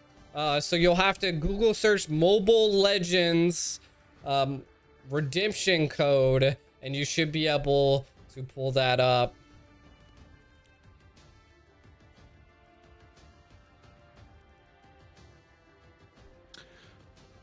And then we're gonna go into We're gonna go into our break for the moment. We're gonna allow me and Private to use the restroom in our teams to get their phones charged and get them together here. So in the meantime, don't go anywhere. Make sure to share and like the stream. And definitely tell your friends and family. Huge shout out to Private. Huge shout out to myself here. Make sure to go. We're both streamers. Check us out. You'll find us by searching our names everywhere, and we'll pop up. Do you have any last words before we go into a break, Private? No, like we said, this is going to be the grand finals, and we still are looking to try to reach that goal of 5,000 viewers on all of our platforms. So while we're on this break, go ahead and let your friends know this is going to be the last series of the Transformers. It's going to be Area 77 taking on Team Sexy, some of the top talent here in North America. But like we said, it's a Transformers event. We're having fun out here, but we're going to see you guys in a short little while as we get these two teams ready for that grand final, or for the grand final games. All right, man. Autobots, roll out. Decepticons, stay where you're at. GG's. Oh.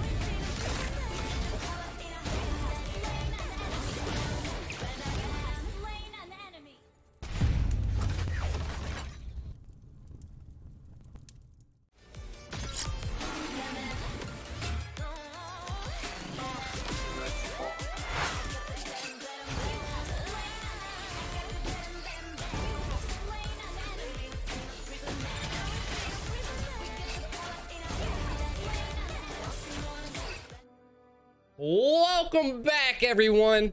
We're getting into the grand finals right now. So if you guys were staying tuned for the whole time for the teams to get ready, I appreciate all of you guys. If you guys are new to the lobbies, welcome to this is the grand finals now of the Mobile Legends Transformers event.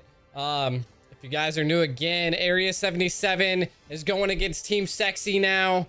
So it's going to be an insane battle. It's going to be a battle of flow of just pretty much everything, because we're going to have the Autobots going against the Decepticons. So it's going to be crazy.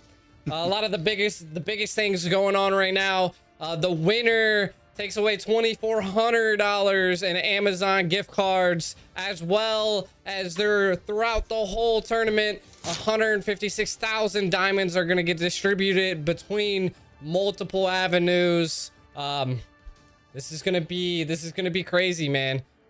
Are you ready for this, Private, or how you feeling? Yeah, just a large prize pool for that too, and I am feeling great right now. The ultimate questions are going to be answered. Autobots versus Decepticons, good versus bad, dark versus light, breakfast versus dinner. The question is going to be answered tonight. Who is going to prevail? Team Sexy on those goody two-shoe Autobots, or the Area 77 on those misunderstood Decepticons? And hopefully, and you probably can tell who I am rooting for. Decepticons all the way to the end. Yeah, right there. Well, without further ado, we've been waiting for so long. The teams are ready. I can't wait to see these guys face off.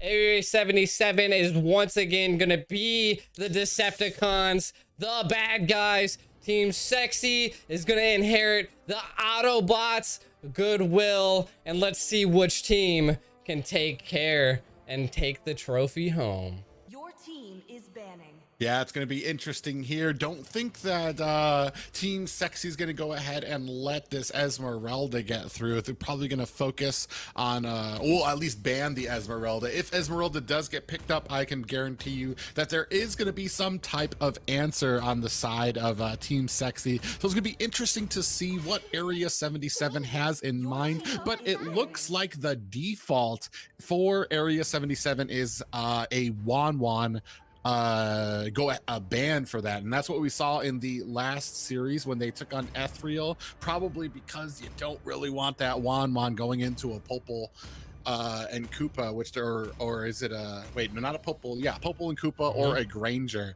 depending on it's gonna be a rough match for either of those matchups.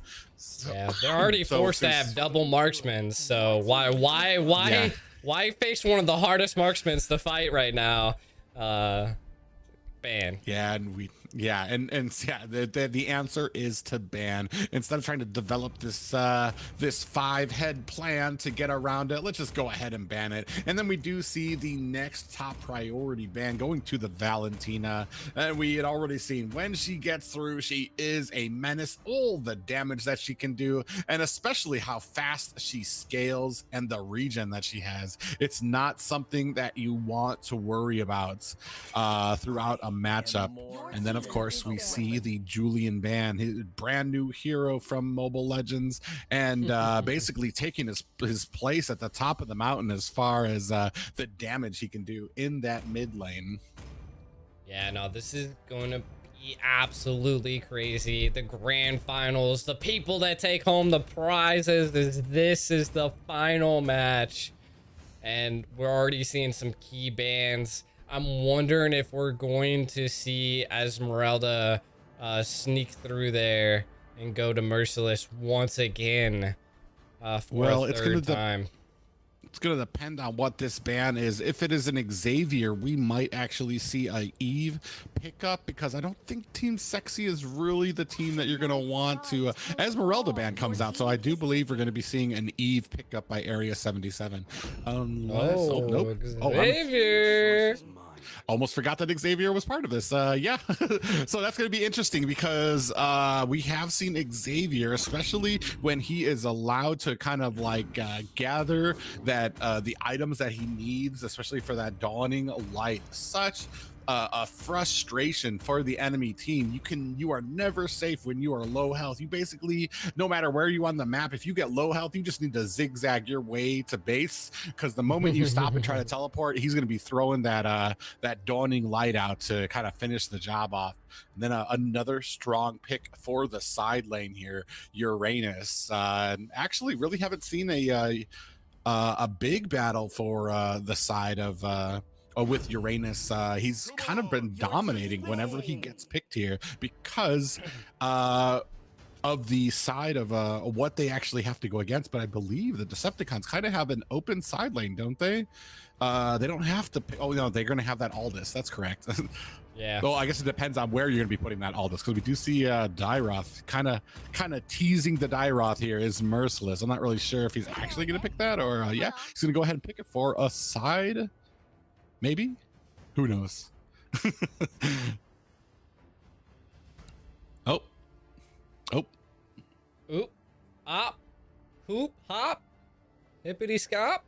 No.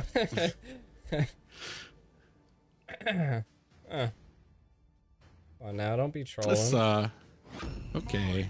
Yep, and there it is, going to be the Aldous. And I wonder if these are both going to be side lanes, or we are going to be seeing a... Because Dyroth would do pretty well against Uranus, but then you're going to have to find a spot for Marcutie on this Aldous. And not really sure if you're going to want him to go against a certain marksman. I guess like he might do well as soon as he gets his ult to be able to go in on them. But I guess we're going to find out here. Yeah, and unfortunately, yeah, I almost forgot we do have like they are going to have to go ahead and pick up these Transformers and Decepticons, so it really doesn't matter what those last bans were on this side of the Autobots. They are going to go ahead and have to pick up that Bumblebee X-Borg and that the Roger Grimlock. And then on the side of Area 77, they are going to go ahead and have to pick up that the Granger and the Popol and Koopa Soundwave. Yeah, you know, we've seen this quite often, at least on Area 77's comp, and this might be something that I'm just noticing, and it could just go well with the Decepticons, is that they're just constantly, since they're already having to run like double marksmans, they're just going double fighters, you know, so they're just essentially having two doubles and then a mage, you know? Yeah, we do see a jungle X-Borg is actually a surprise here on the side of Team Sexy. Best player going to be picking that up. Not exactly something new. It has been something that they've been using before, but usually against more tankier comps. I'm not sure how well it's going to work into a more mobile double marksman comp that we see on Area 77. Oh no, they do switch it off. So now Roger does have that retry. And best player actually is a great Roger, probably one of the shining gems of yesterday's games that he had in those series. But we're going to find out here. Good versus evil, Autobots versus Decepticons. Team Sexy taking on Area 77. Grand finals of our North American Transformers event.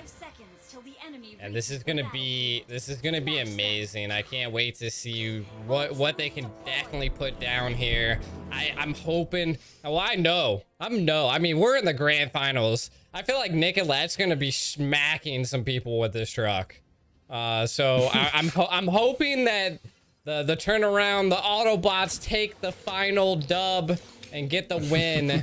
But we'll find out here, Private. We'll find out here. We are seeing the old, grateful Popo tank from Area 77.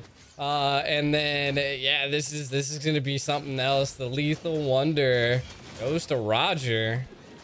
Yeah, unfortunately, Area 77 not able to pick that up, but they are putting on some damage onto Nicolette, who is going to be able to sprint away to safety. But this means that the rotation from Roger and best player is going to be meeting first for that gank, and already a little bit of a back and forth here between Mark Hudi and Machta up here. Man, he's just getting a ton of damage, and that's the problem with putting an X-Borg against a marksman up there. And it looks like Uranus has met his match here with a Dyroth here, just putting all that ability to get through shields and armor is really taking its toll onto Uranus. Oh my god! And there he goes down in Area 77, capturing and snatching up that first kill there. Wow, that dude, Dyroth hits hard. That dude just, yeah. He said, "You're not healing enough for me, bud." Yeah, Dyroth, unfortunately, the biggest counter for tanky heroes, especially ones without a lot of mobility and able to get out of the way of his abilities. And coming right back onto Just Solo, unfortunately doesn't really have a lot of stacks. We do see that a little bit of an engagement happening here. Area 77 going ahead and starting on this turtle. Nicolette is right here, but I don't know if best player is going to be able to get in here. Does charge in, gets hit by a trap. Is it going to be enough for him to get in there? Pogi does take down a kill there. Mark Hudi goes down as well. I didn't actually even see who got the turtle, but it does look like we have another kill. Best player is going down because of Popo and Koopa here. Churro actually might be in trouble. Just Solo getting away there, but Nicolette going down, and Yato and Merciless going to go ahead and try to chase this down. Doesn't look like Solo's going to be able to get away, and we are at 4-3 in the opening 2 minutes of this game. Definitely not taking their time here. Dude, this is a boxing match of grudges, I'm telling you right now. Like, each person is just absolutely targeting the other team. They're just fighting it out as hard as possible. This is... Man, oh man. We might see a little bit of a difference now, because we do have Nicolette, who does have that ult now. Unfortunately, we are at a little over a 1k gold lead on side of Area 77 here. The opening 3 minutes. We do see Nicolette going ahead and coming in. Is it going to land this ultimate onto the Granger? Looks like he's going to go ahead and try it. Does get a flicker out there, catches him slipping here, but the last insanity is going to be able to take down Granger. Nicolette does take that bite, but is going to be able to get away. And Granger unfortunately got caught with that, was able to flicker away, had good reaction time, but not enough for the duo of Green Tea and Nicolette here. This is, I mean, dude, the Granger just had no. Megatron just absolutely got smacked by Optimus Prime. The good old tussle match between the two. Optimus Prime always coming to win, you know, the armor and the plot armor, just all of the above. You just can't stop Optimus Prime. Ooh, Nicolette just missed Poggy, but is able to go ahead and get around. Doesn't really slow her down. She's going to probably come around for another turn. Looks like he's going to come up here, try to hit a Granger. Mark Cutie does get hit with that ult, and we do see a loss of sanity coming on to Mark Cutie. Is able to take him down by Green Tea, putting on the damage onto Gals Cutie too as well. We have a 2-for-0 up here, and they're going to put some damage onto this tower, especially with 2 down. It's going to make short work of this turtle because there's not going to be really much that they can do to counter this. Is Area 77. Nicolette is absolutely taking out this Megatron. Yeah, the Nicolette's driving kung fu here is very strong. Definitely a change from what we saw in last game, where they were just a little bit more intimidated to be driving on Johnson. Nicolette has none of that. Full confidence, full speed. She knows what target she needs to go for. She has no qualms. Even when she misses a target, still keeps on driving, doesn't even hit a wall. So she's going to be hitting, when she's on behind the wheel, she's going to be hitting something. And please do not make me wrong here. She's gonna be hitting somebody here, but she's doing her circles here, kind of going around here, threading the needle. She comes around the mountain. She comes. When is she gonna hit the mountain? We'll never know. Ooh, a lot of damage coming on the best player here right now. Nicolette's coming in there. Oh, just gonna hit by the tower. Unfortunately, hoping to catch Merciless, but does not. But that doesn't shy her away from activating that rapid touchdown. Again, Green Tea actually a little bit of trouble here, but is able to get down the pet of Gals Cutie, and Mark Cutie almost got caught up, but does dash out of the way.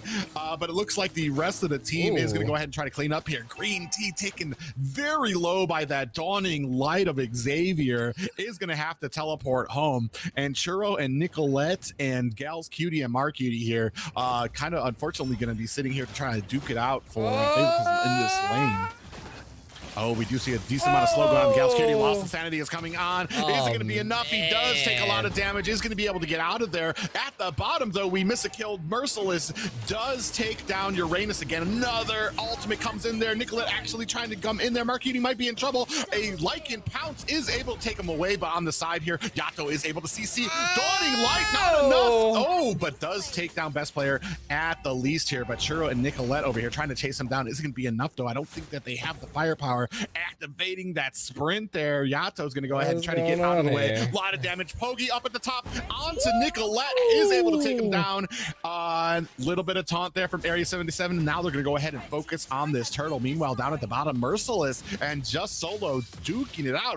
Oh my God! The flicker! I don't even think he knows what hit him. Unfortunately, Just Solo thought he had enough space, but that flicker closed the distance with the ult from the Rock and took him out of his boots. Listen, I think Merciless might be the real truck in this combo. Just absolutely monster damage. Can Nicolette hit him? In here, maybe. Does collect on the Nicolette, and Nicolette does not want any of that. Dyroth pretty much known as the tank killer here. Churro's getting activated on Dawning Light, does come onto him. A lot of damage, but he does, Mark Cutie does miss wide with that Destinata, not able to close the deal, and Churro's gonna go ahead and teleport home. Unfortunately, this match, I mean, they're still maintaining the lead, but not by a lot. We are just one fight for each team of just turning this around. So while they do have the lead, it's not a massive lead that we do see up at the top. Green Tea and best player locking on to Mark Cutie, able to take him down, while the rest of Area 77 a little late to the party, not able to provide the support in time. And Merciless picking up another kill, this time onto Churro, while Area 77 puts a bunch of damage. They're going to go ahead and try to make a move for this turret. Is going to be enough. Poggy locks on, is able to activate that immortality of Green Tea, but that might not be enough, and that might have actually been a mistake. Poggy's going to be going down here, lost insanity onto Gals Cutie, does take him down, and man, what a fight up at top. Nicolette is going to go ahead and disengage, while Green Tea goes ahead and gets that respite back at home as well. Dude, Merciless is controlling the game for Area 77. Oh my God! Get taken Another out. one, Merciless, finally taken down by Nicolette on that with that alt rapid touchdown from Johnson. Thankfully, somebody was able to shut down Merciless, because I have a feeling, man, if it wasn't now, it wasn't going to be ever, because he was getting fed this game. Dude, they've lost almost all of the towers to just Merciless. Yeah, unfortunately, completely pushed in that bottom lane, and then able to get the kill onto Eve in that mid lane and start pushing that tower. And now we have the Lord up. So I mean, man, it's going to be a tough game right now for Team Sexy, Nicolette and Churro over here, trying to get a little bit of intimidation with that Johnson ult here. Driving around here, looks like we're going to be trying to set up with whoever's going to be the first team to make a mistake is going to allow the other team that space that they are needed to go ahead and try to capture this Lord, especially the early game Lord. But as we have seen in other games, sometimes teams extend themselves a little too thin on this Lord. They'll get the Lord and then receive a bunch of kills for their troubles. Oh, okay. Nicolette really wants someone. Yeah, but just the skill to miss somebody but not crash into a wall immediately, like it's just like, okay, well, I'll come back. I see you're not ready. I'll come back again in a few minutes. We'll see if we can try this out. Man. Coming in, just misses Gal's cutie. So oh man, Nicolette did some. Oh, we do land on the Gal's cutie. Not sure if that's a target that they want, because that is a pretty tanky character. Does burst that out, but she's going to go ahead and lock back into the rapid touchdown. Oh, and we see Merciless go down again with the double team from Just Solo and Roger here. But unfortunately, best player's going to have to teleport back home to heal, and it's not going to allow them the time that they need to get this Lord. Yeah, both teams are like neck and neck, man. Like I feel like this Lord is gonna be what kind of sets it for Team Sexy to turn the tables, you know, to get it going. So we'll see how things go here. I think they might have a private. Oh yeah, a little bit of trouble there up at the top. Green Tea with a lost insanity is not able to take down the rest of Gal's Cutie and Yato. Over here, we do see best player is actually able to get the Lord, but at what cost? We were talking about this before. Is it going to cost them their teammate Nicolette in trouble here while the rest of the team is trying to disengage? Yato is able to take down Nicolette, but the rest of the team is able to disengage while Lord is barreling here at bottom. It's not going to have much of an effect, but it does give them a little bit of breathing room to kind of stretch out to the rest of the map, and that is what they are going to need to do to kind of match these towers. But Green Tea unfortunately sniped out of his trunks by Xavier with that dawning light. Merciless might be in trouble. He's a little bit of revenge here, but no. Best player taken down right after he takes down Merciless. Unfortunately, that is not the fight you wanted. He was able to take down Merciless, but then did pay for it with his life, and I'm not sure if that's a good trade for you. Even any type of trade I don't really like. You want to get those kills and be able to get away. Oh, definitely. And I mean, we're looking at both teams are still again neck to neck. They're both battling it out, to be honest. Like they're absolutely brawling. I mean, both teams, that first Lord, unless you're like the teams are like you know, like the first Lord can actually change the wave of a tide, but both the tides are still going for both teams. Nope, nothing hit up at top. Yeah, we see a little bit of a crash up. Yeah, just into a bush there. Gal's Cutie actually might be able to set up this onto Pogi, who actually has a little bit of trouble. Dawning Light does catch on the Green Tea, but it's not enough damage to take him down. We do see that Roger has locked on to Merciless again, but this might be another trap. He might be in trouble, but Nicolette coming in with the save. A lot of damage coming onto Merciless. Oh, but they do take down best player. Nicolette is able to finish off Merciless as well. Nicolette in trouble trying to get away. We do see a real world manipulation come down, putting a lot of damage on the Mercury. He's able to flicker out, and a Dawning Light from Yato able to take down Nicolette, and Just Solo might be in trouble, stuck here trying to get away. Another tower goes down for Team Sexy.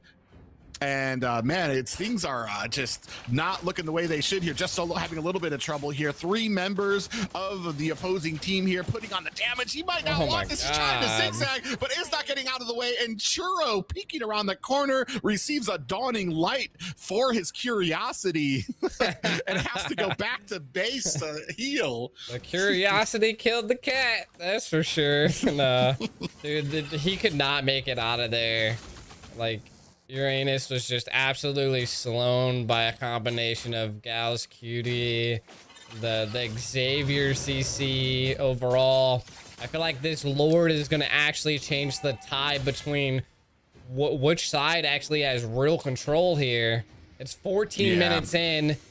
Everybody's pretty much getting almost at that peak where they have full sets. Ooh, and that just was a nice dawning light. Yeah, just connecting on all these players. I mean, you see, oh man, Merciless was going to go ahead and end on the green tea, but he had to go ahead and use that last insanity. Yeah, unfortunately, and this is what Area 77 has been so good at in these series, is able to zone out the players, but that does not discourage green tea. Nope. Nope. Now he is. Oh. Why would you come back? Immortality activated on green tea. Marquini actually might be in trouble, able to dash away. Churro thinking twice about going in. A lot of damage comes out. This might be the end. Yeah, Nicolette going down as well. 3 members right now. Just went. Oh my God! Oh, Churro. what a play! Got taken out by that dawning light from Yato. Oh, this might seal the deal for Area 77. I don't know what you believe in, Just Solo, but this is the time to start praying, because this team is coming. Another dawning light comes in, and that is a wrap for Area 77. The Decepticons push their way into the base. Xavier, somebody call him down. Snipe, bro. Someone called the ambulance, that's for sure. Just absolutely murdering that team. Sniped Churro out of the base in the heel. Like, absolutely sniped, man. Oh my God. I mean, what do you do? Even in base, you are not safe. He thought he's like, all right, I made it. Phew, that was a close one, guys. Then you see the light. You do see the light. The guiding light took you to your place, that's for sure. My God. Man. Wow. Great game played by both, but bro, they Area 77 was relentless, just would not let up. And then as soon as they were about to start hitting mid game, Yato just started picking up on that Xavier. Just as soon as Merciless, I want to say, like, there was a point where Merciless had just started hitting mid game, and the rest of the team was starting to catch him, getting those kills. But that's when Yato started picking up the pace there and started sniping them out of their boots. Like, man, when you're running away, you have to be zigzagging. If you've allowed an Xavier on the enemy team, my God. Yeah, that was absolutely crazy. The Dyroth play was amazing. Area 77 had no mercy right there. And I told you that Lord was going to be the key play. They didn't even need the Lord. Just the presence of the fight at the Lord ended up causing the win for Area 77. Yeah, just what can we look at the damage here as well from 28%, not too much by Yato. He was just precise with it, but Merciless over here. Just that's the problem with that Dyroth XP lane right now. Just a lot of damage. If the tankier the hero you pick against him, the more he's going to be able to do. And I think Just Solo maybe a little bit of underestimating Merciless on this Dyroth. There was that point where he kind of was just outside the distance of Dyroth's ult, thought he had it in the bag, and then the flicker put him face to face, and a confused Uranus was sent packing back to the base very quickly. Man, it was just a all-out skill here, and unfortunately, Team Sexy kind of just got just got swept up in the onslaught that was the Area 77 offense. 100%. Private, man, that was such a crazy game.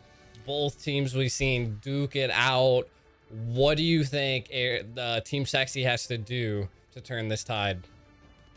Well, it's kind of, well, I do think what Team Sexy is going to have first pick now, I believe. Yes. So it's gonna depend on what those picks are and what you give to Area 77. They've shown that when they have the Uranus, they show just how lethal that side lane can be too, with the Uranus, with the Esmeralda, and now we see with the Xavier. I mean, honestly, you just have to have a plan with what you allow out, because you're not gonna be able to outban them right now. Not with this type of comp, not with the Autobots and the Decepticons that you're going to have in there, but you have to have a plan for what you're going to be dealing with in there. I mean, that wasn't a bad game for Team Sexy. They lost, but I mean, the score wasn't bad. It was just an unfortunate Lord clash that kind of cost them. So I mean, I don't want to say like they were getting trounced on the entire game, because it was pretty even. There was a lot of back and forth. It's just when that Lord came up,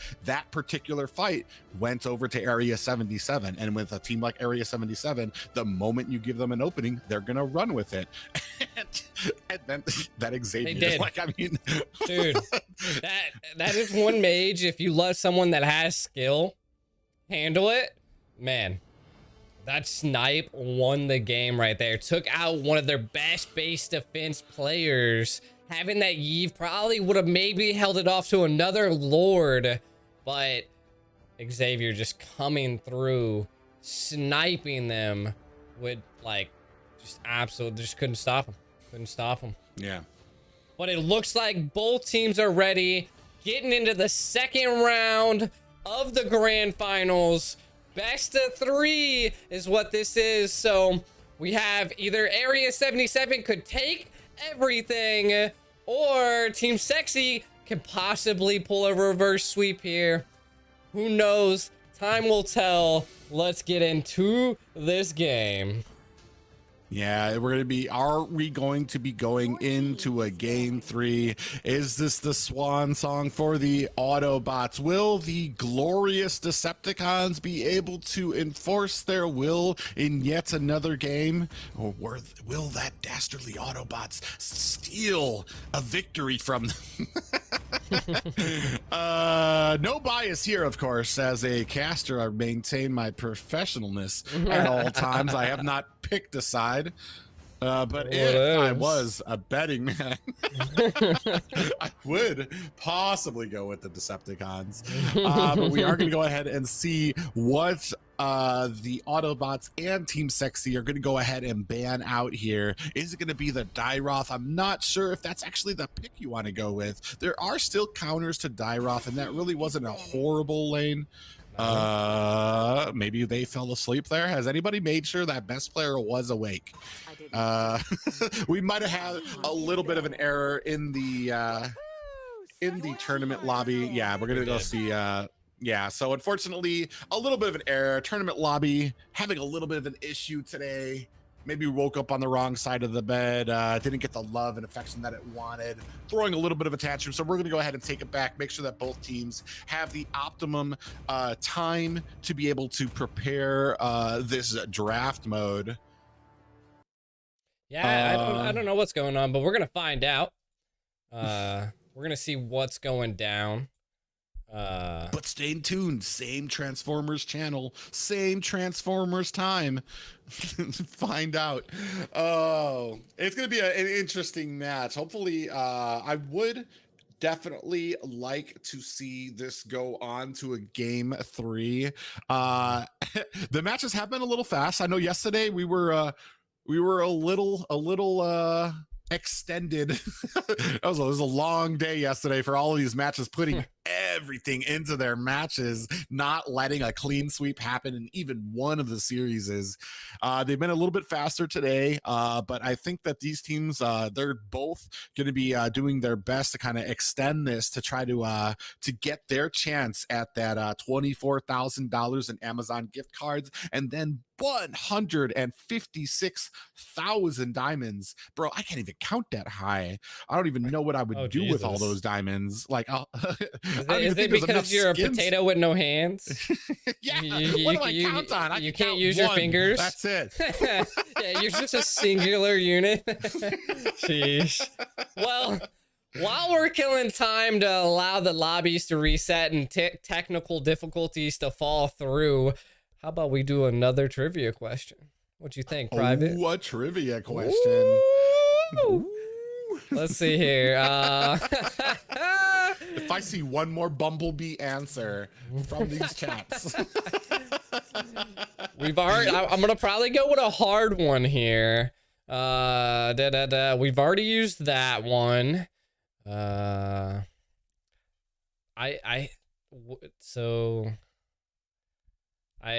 don't know. I think this one might be a mix or wrong on that one, so I don't want to say that one. All right, here's a hard one right now. Chat. Which Transformer often struggles with pronouns? What? What? Chat on both Facebook and TikTok and YouTube. Which we already got the answer on Facebook. You know what? I'm so stupid because for some reason when you said struggles with pronouns, I'm like, we got a little political here, didn't we? Oh my god! It's only something that's come out in the last year. I've seen that come out, and then it hit me. I'm like, not those kind of pronouns, actual pronouns. Right. Facebook was the first. Facebook was the first person to get it. YouTube just ended up getting it. So I'm gonna say the possible answers. It's either A, Starscream, B, Bumblebee, or C, Grimlock. And this is for TikTok. Facebook and YouTube's have already secured the pick, so. Well, somebody on Facebook got it. I don't know which one it is, though. I got him. Gen Z kids on That's where I thought this was going. And then I realized pronouns. There's actually English terms for it. So. We got it. All right. TikTok. This must be those. The correct answer was Grimlock. Yeah, I was like, man, this must be those new Transformer shows, the new cartoons dealing with new hard-hitting topics like pronouns and. Oh God! All right. Well, without further ado, the teams are now ready to actually have game 2 of the grand finals. So we're gonna go ahead and jump into that. Team Sexy getting first pick, first ban, and we'll see what rolls out. No pun intended. Yeah, we did see that last time. Best player did kind of lag out of the tournament lobby, so we're going to see what kind of first ban they're going to be going with, especially with a first pick. Does give them a little bit of comfort, a little bit of wiggle room here to leave some things open if they're going to want to pick, but perhaps not too much open, because then you're going to be giving Area 77 2 picks. So it's going to be interesting to see what they have, and I swear to God, if they don't pick anything this time. I think it was best player last time that had a problem too. So yeah, because he's the first pick on his team. Yeah. Here, the third position there. We do see a Lilia ban coming out. That's, okay. Interesting. perhaps an off ban? Maybe they're just trying to leave everything open. I do know that we were talking before about I forgot who it was on Yato, maybe on Lilia. It was in last game, I believe. So pretty strong last game as well. We do see Valentina on the side of Area 77 going ahead and getting banned out, and I assume that there's going to be an Xavier ban on their side as well. Yeah, I mean, with not having that first pick, definitely recommend banning Xavier, unless you're just not scared of Xavier. We'll listen. We've seen what happened. You thought you were safe in your own base while you were healing until you get smacked with a light beam and you're like, why'd everything turn white? Because you got hit by the guiding light. Yeah, that is not heaven's calling for you. That is an alt dawning light coming from Xavier. And we do see the Xavier getting banned out on the side of Team Sexy. Definitely not wanting to deal with that again. Possibly a little bit of PTSD coming out from Churro. Definitely doesn't want to be seeing that again. Such a detrimental character to them from that last game. And who are we going to have here now as a ban? We're going to need to see something, especially some type of plan for Team Sexy in that side lane. Unfortunately, that the same type of hindrance we saw from Aldous from yesterday, I think we're starting to see that on the side of the Autobots with X-Board right now. A lot of XP lane difference happening right now. We do see Yves gone ahead and taken down, which is I forgot who that is going to leave. Oh no, that's a lot of that's all the mages basically. We do still have Farja and Sicilian up, and yeah, looks like Churro's going to go ahead and pick up Sicilian. So I wonder what we're going to be. Oh my God, you know, I do realize something is open. I don't want to say it because I know it's gonna I will not tempt the gods. I don't know. I don't think that's I don't know if it's gonna actually show up here. I know what you're talking about.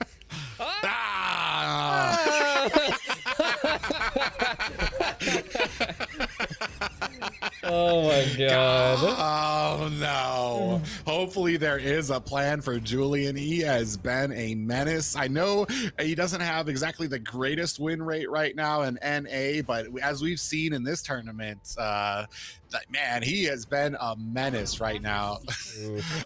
And that Esmeralda picked up by Area 77. So there is going to be some problems. We're going to see how well Team Sexy can go ahead and answer these picks. They do have one more pick, and they're going to go ahead and pick up that Clint, which means that the rest of the picks here are going to be for Autobots. We're going to have the Johnson, Roger, and X4 going to be picked up by them. So these next bans really not too important for them.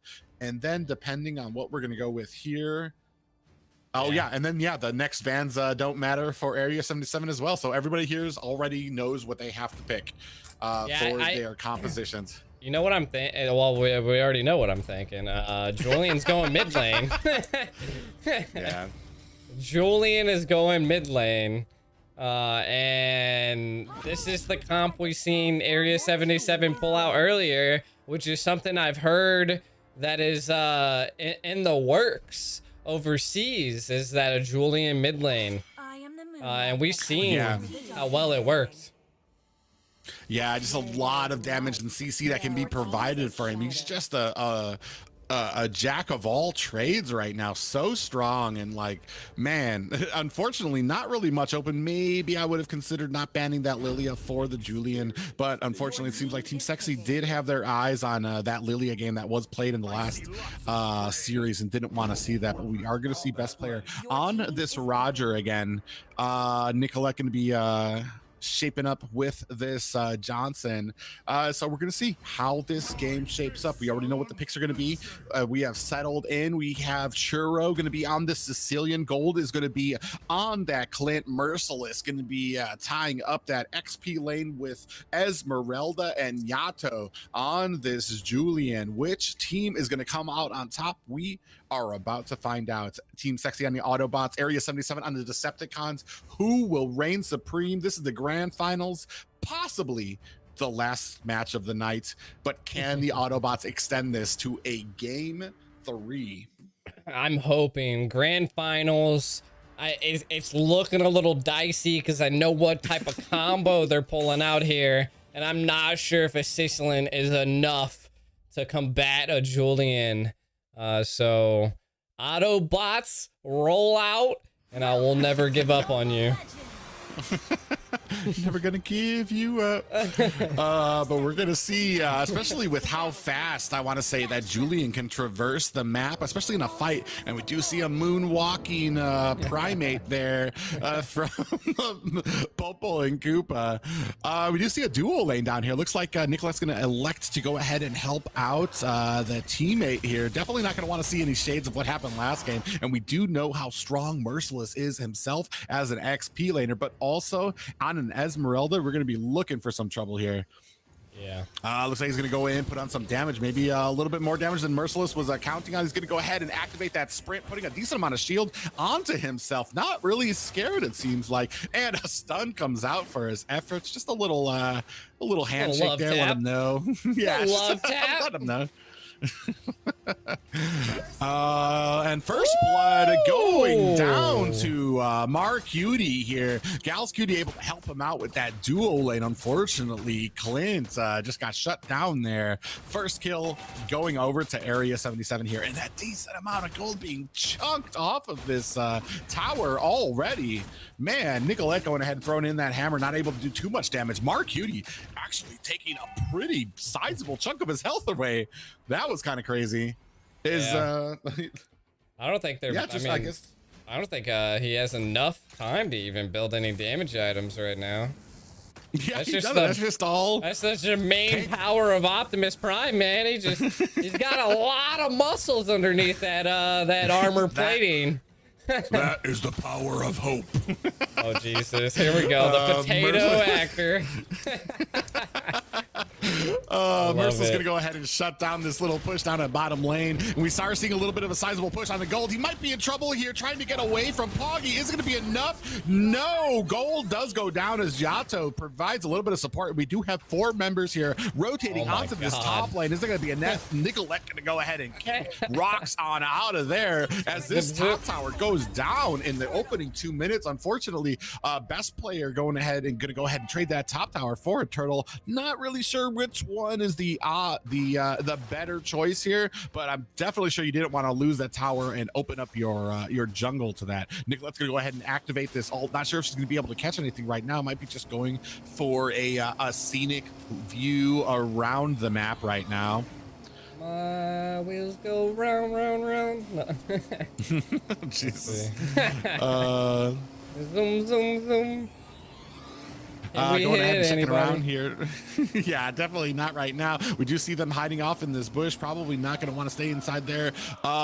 It is going to probably land somewhere up here. Nope, he does miss both of them as there is a clash happening here at mid lane, but it looks like they're going to go ahead and disengage from that right now. Both teams kind of setting themselves back on the map, taking a breath, making sure that they're not actually making too big of an engagement before this next turtle comes up.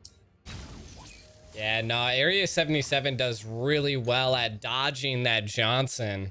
So it's pretty, and I mean, they're kind of just and this is what you want to do against a Johnson, is just like kind of get in a bush.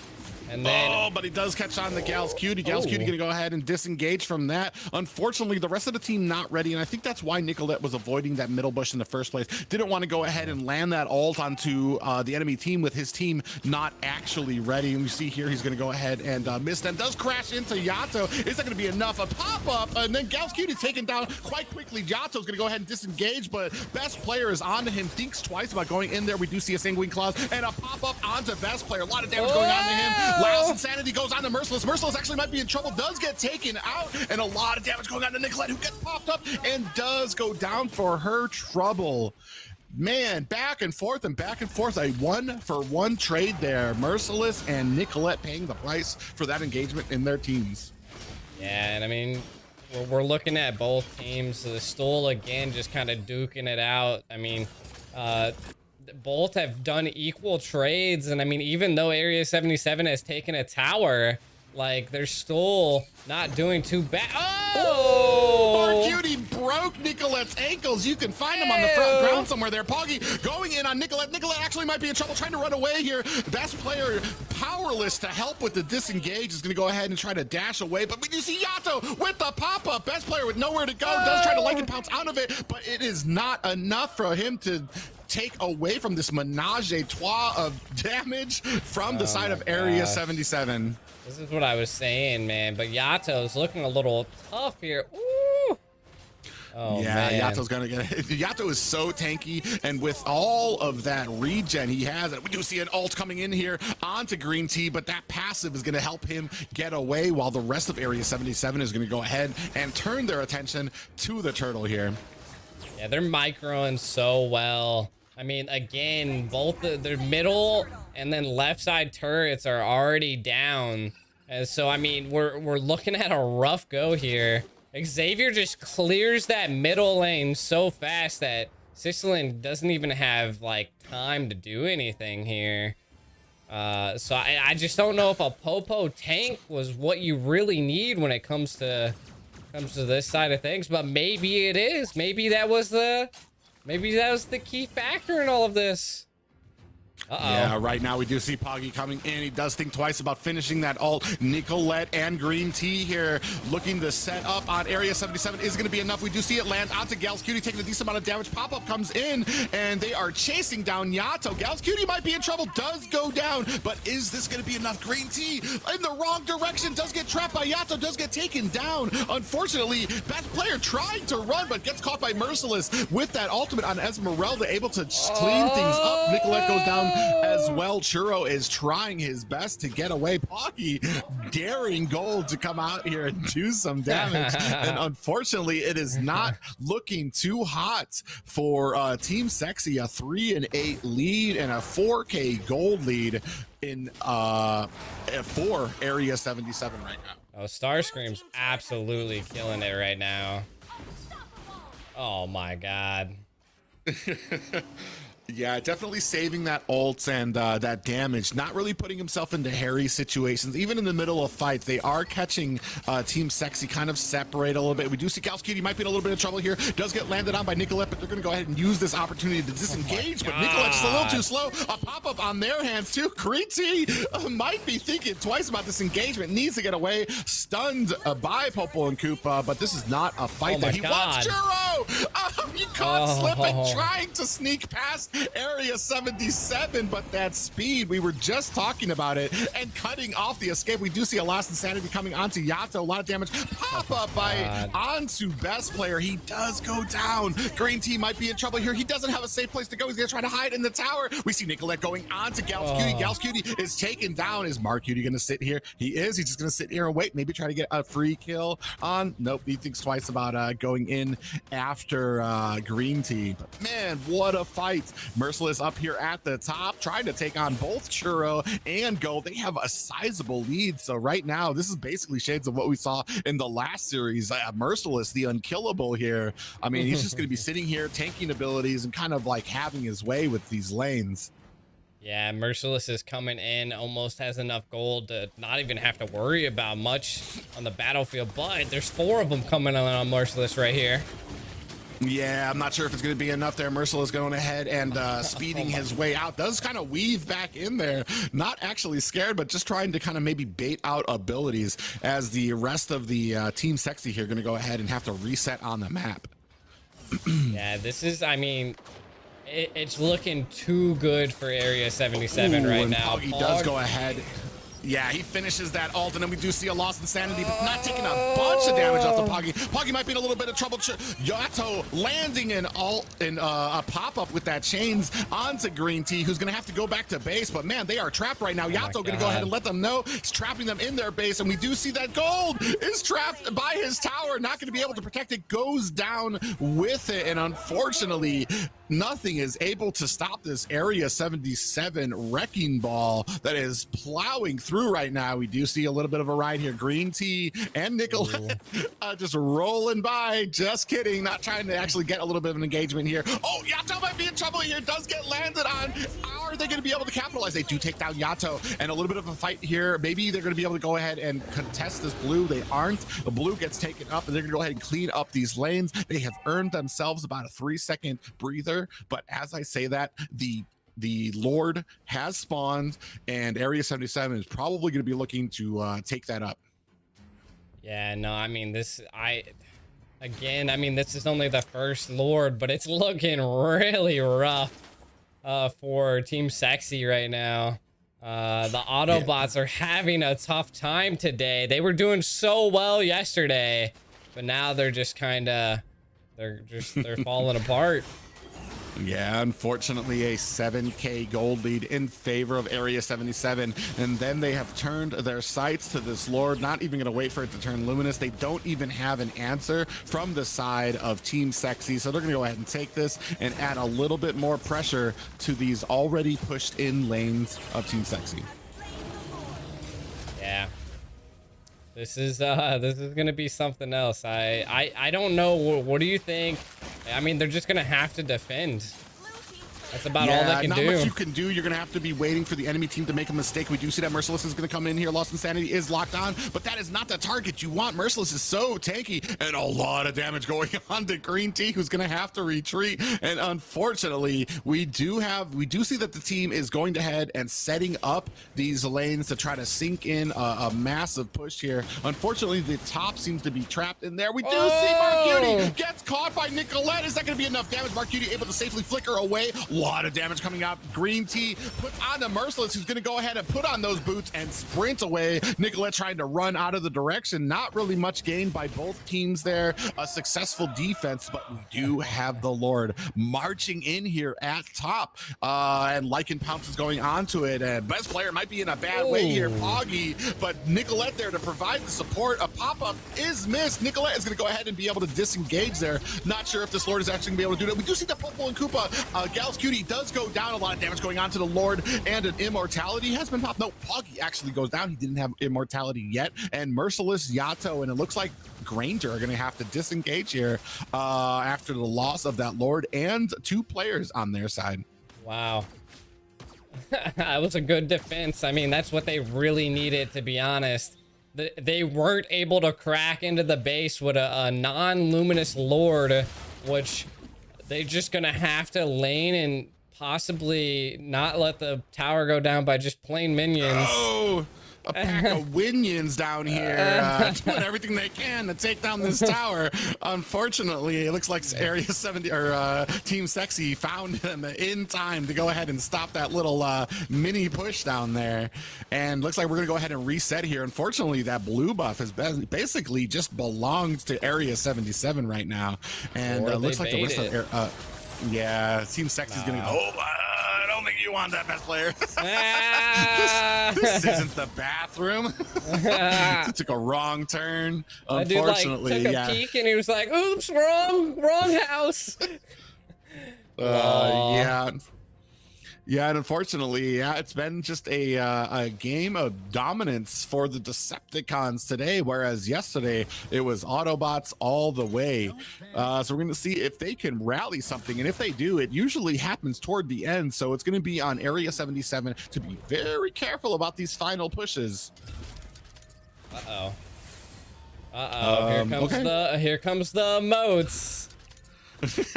That's not a half bad little VM there. I do like that little jet taking off there. That was the real thing, boys and girls. We do see Merciless going ahead and starting off. We do have a pause in the game, so we're gonna go ahead and make sure that everything is good and up on these guys. Hopefully no lag issues for them. I see what's going on, and maybe someone lagged out accidentally. We'll get to the air, get down to the nitty and gritty on what's going on here.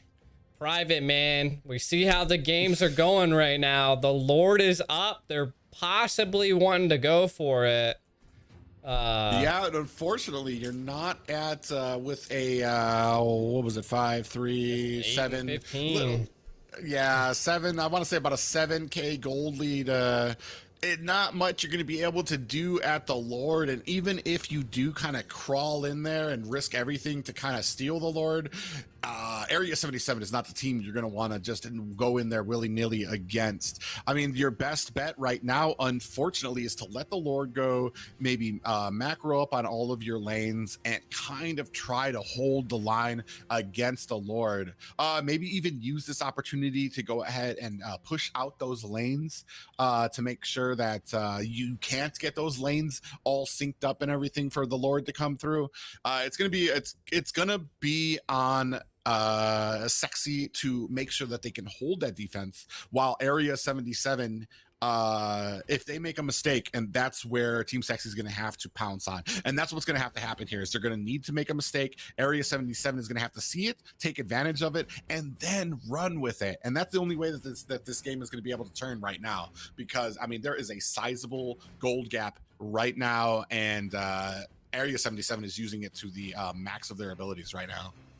All right, well, hey, looks like the pause is done with and they're ready. So let's get back into it. Looks like they fixed whatever problem they had going. It's definitely gonna be a Lord push. Yeah, and we do see that they aren't going to go ahead and try to counter this. Probably a smart move. Oh, but we got popped up by the Lord. Lord not trying to go down quietly. So, but we do see these lanes being pushed up right now. They are going to go ahead and try to sync these up. So it's going to be on. We're going to see if this is the last push. Is this the end of the line for the Autobots? And are the Decepticons going to be able to push their way into victory? Shades of Cybertron happening all over again. Oh my Can God, the no. Autobots prevail? Oh, let the world be destroyed. You got this, Autobots. Roll out and hold out, because this is all that you got. No, man, and we do see that Area 77 going ahead and syncing up all of these lanes, making sure that everything is crashing onto these inhibitors at once. Are the Autobots going to be able to go ahead when you see Sanguine Claws come out? A pop-up onto Nicolette. Big damage coming out. Lost Insanity does land, but not enough damage on the Merciless. Oh, and then we do see a Sanguine Claws coming in more. A lot of damage coming out. This Lord is still almost at full health to go in the back. Nicolette going back to top up along with Sicilian. And this Lord is going down quite quickly. A lot of damage on him there. A lot of focus. Yato actually taking a pretty decent amount of damage, but is able to flicker away. So they do get 2 inhibitors. Yato, that Julian, with that ability to be able to kind of like sneak away, and then plus a flicker, man, he got himself out of it. Almost looked like he died, but he was able to flicker himself to safety. But one more inhibitor tower here left. Merciless just kind of hanging out, not really afraid of the damage that these guys can do. But this might be it. What do the Autobots and Team Sexy have to do to get the upper hand here? They have to contest this Lord here coming up. I don't think Yato wants to come out of that bush. Uh-oh. Yeah, our cutie might just be blowing the tank up prelims here.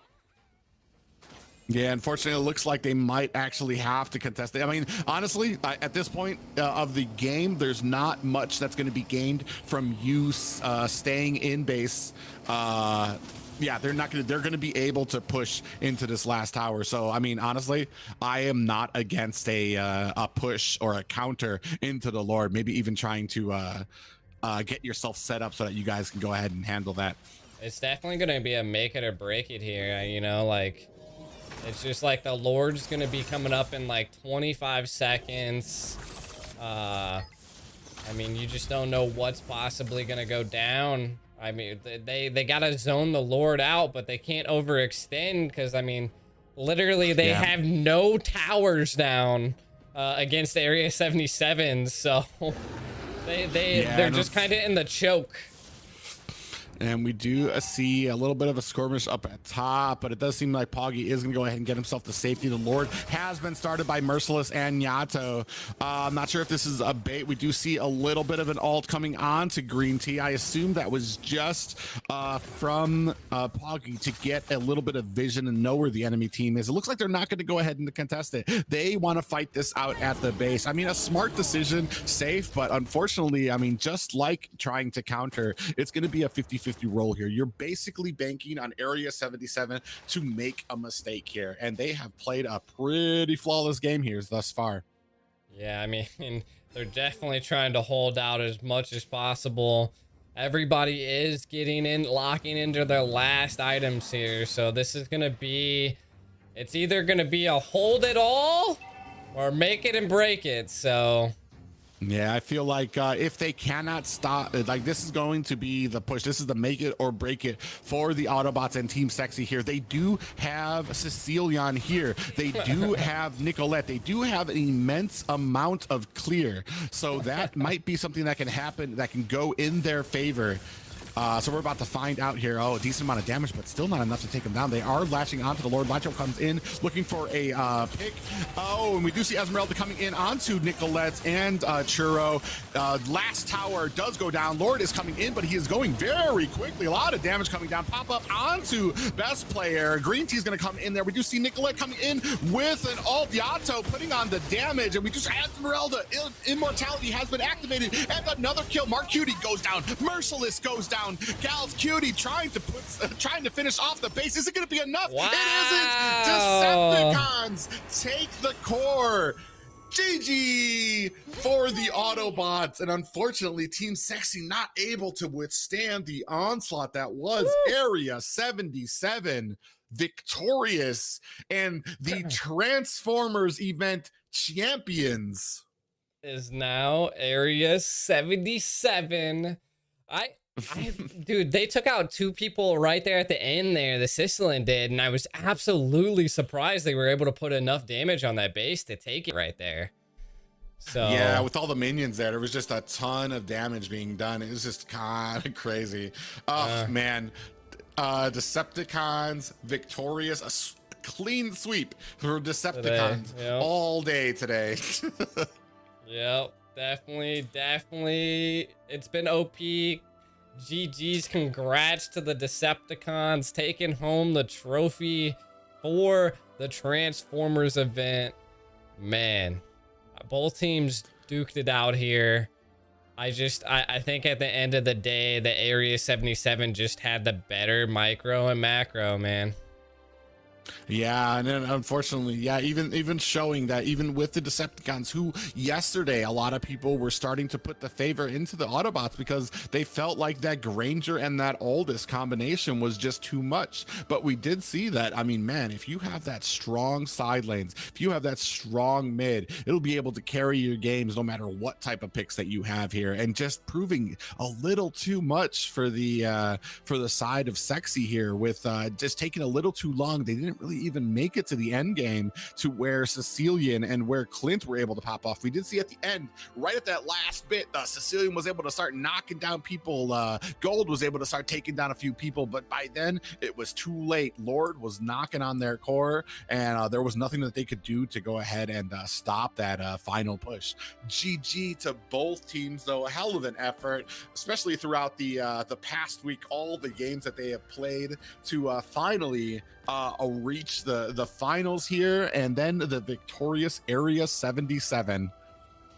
Yeah, I mean, I can't believe, I mean, Area 77, their tenacity, everything was just, it was all golden. It was great performance. I couldn't have asked for another grand finals right there, man. Yeah, a great effort by all the teams involved as well. Not just the winners, but all the people who stuck with us, the viewers and the teams as well. And a big shout out to Moonsoon for letting us cast this amazing event as well. Yeah, I appreciate all of you guys that tuned in. Much love to all of you guys on YouTube, TikTok, Facebook. This was a great tournament. was a great opportunity to see an actual specialized event for Mobile Legends. Transformers is so iconic, man. So iconic. And guys, if you have, I mean, this has been a spotlight on these skins. You can find these skins in the Mobile Legends game. It is a little bingo game that you can play for diamonds to go ahead and win yourself some of these skins. I have to say, I am a big fan, especially of the newer skins that have come out, and they just keep getting better. And I cannot wait to see what else is in store next time. Hopefully that the Transformers make their way to the Mobile Legends Bang Bang scene to see what else, what other skins they might have in store for us. Yep. But without further ado, if you guys didn't see the ending there, Area 77 won for the Decepticon side. Congrats to all of the teams that tuned in, that actually took place in this tournament. Take something from the tournament, learn, and we'll hopefully see you guys next time. You got anything else to say, Private? No, just thank you to everybody, especially the hard work that gets put into these events. T-Rex, Moontoon, all the viewers for coming in, especially those people working out in the back, of course, G the Akai, and then for sitting here casting with me. It was a mouthful, and thank you to the viewers for coming by. I know we had a little bit of technical difficulties earlier in the stream, but thank you guys so much on YouTube, on Facebook, on TikTok as well. Thank you guys for joining us, and we'll hopefully be able to see you in the next event. Yep. GG.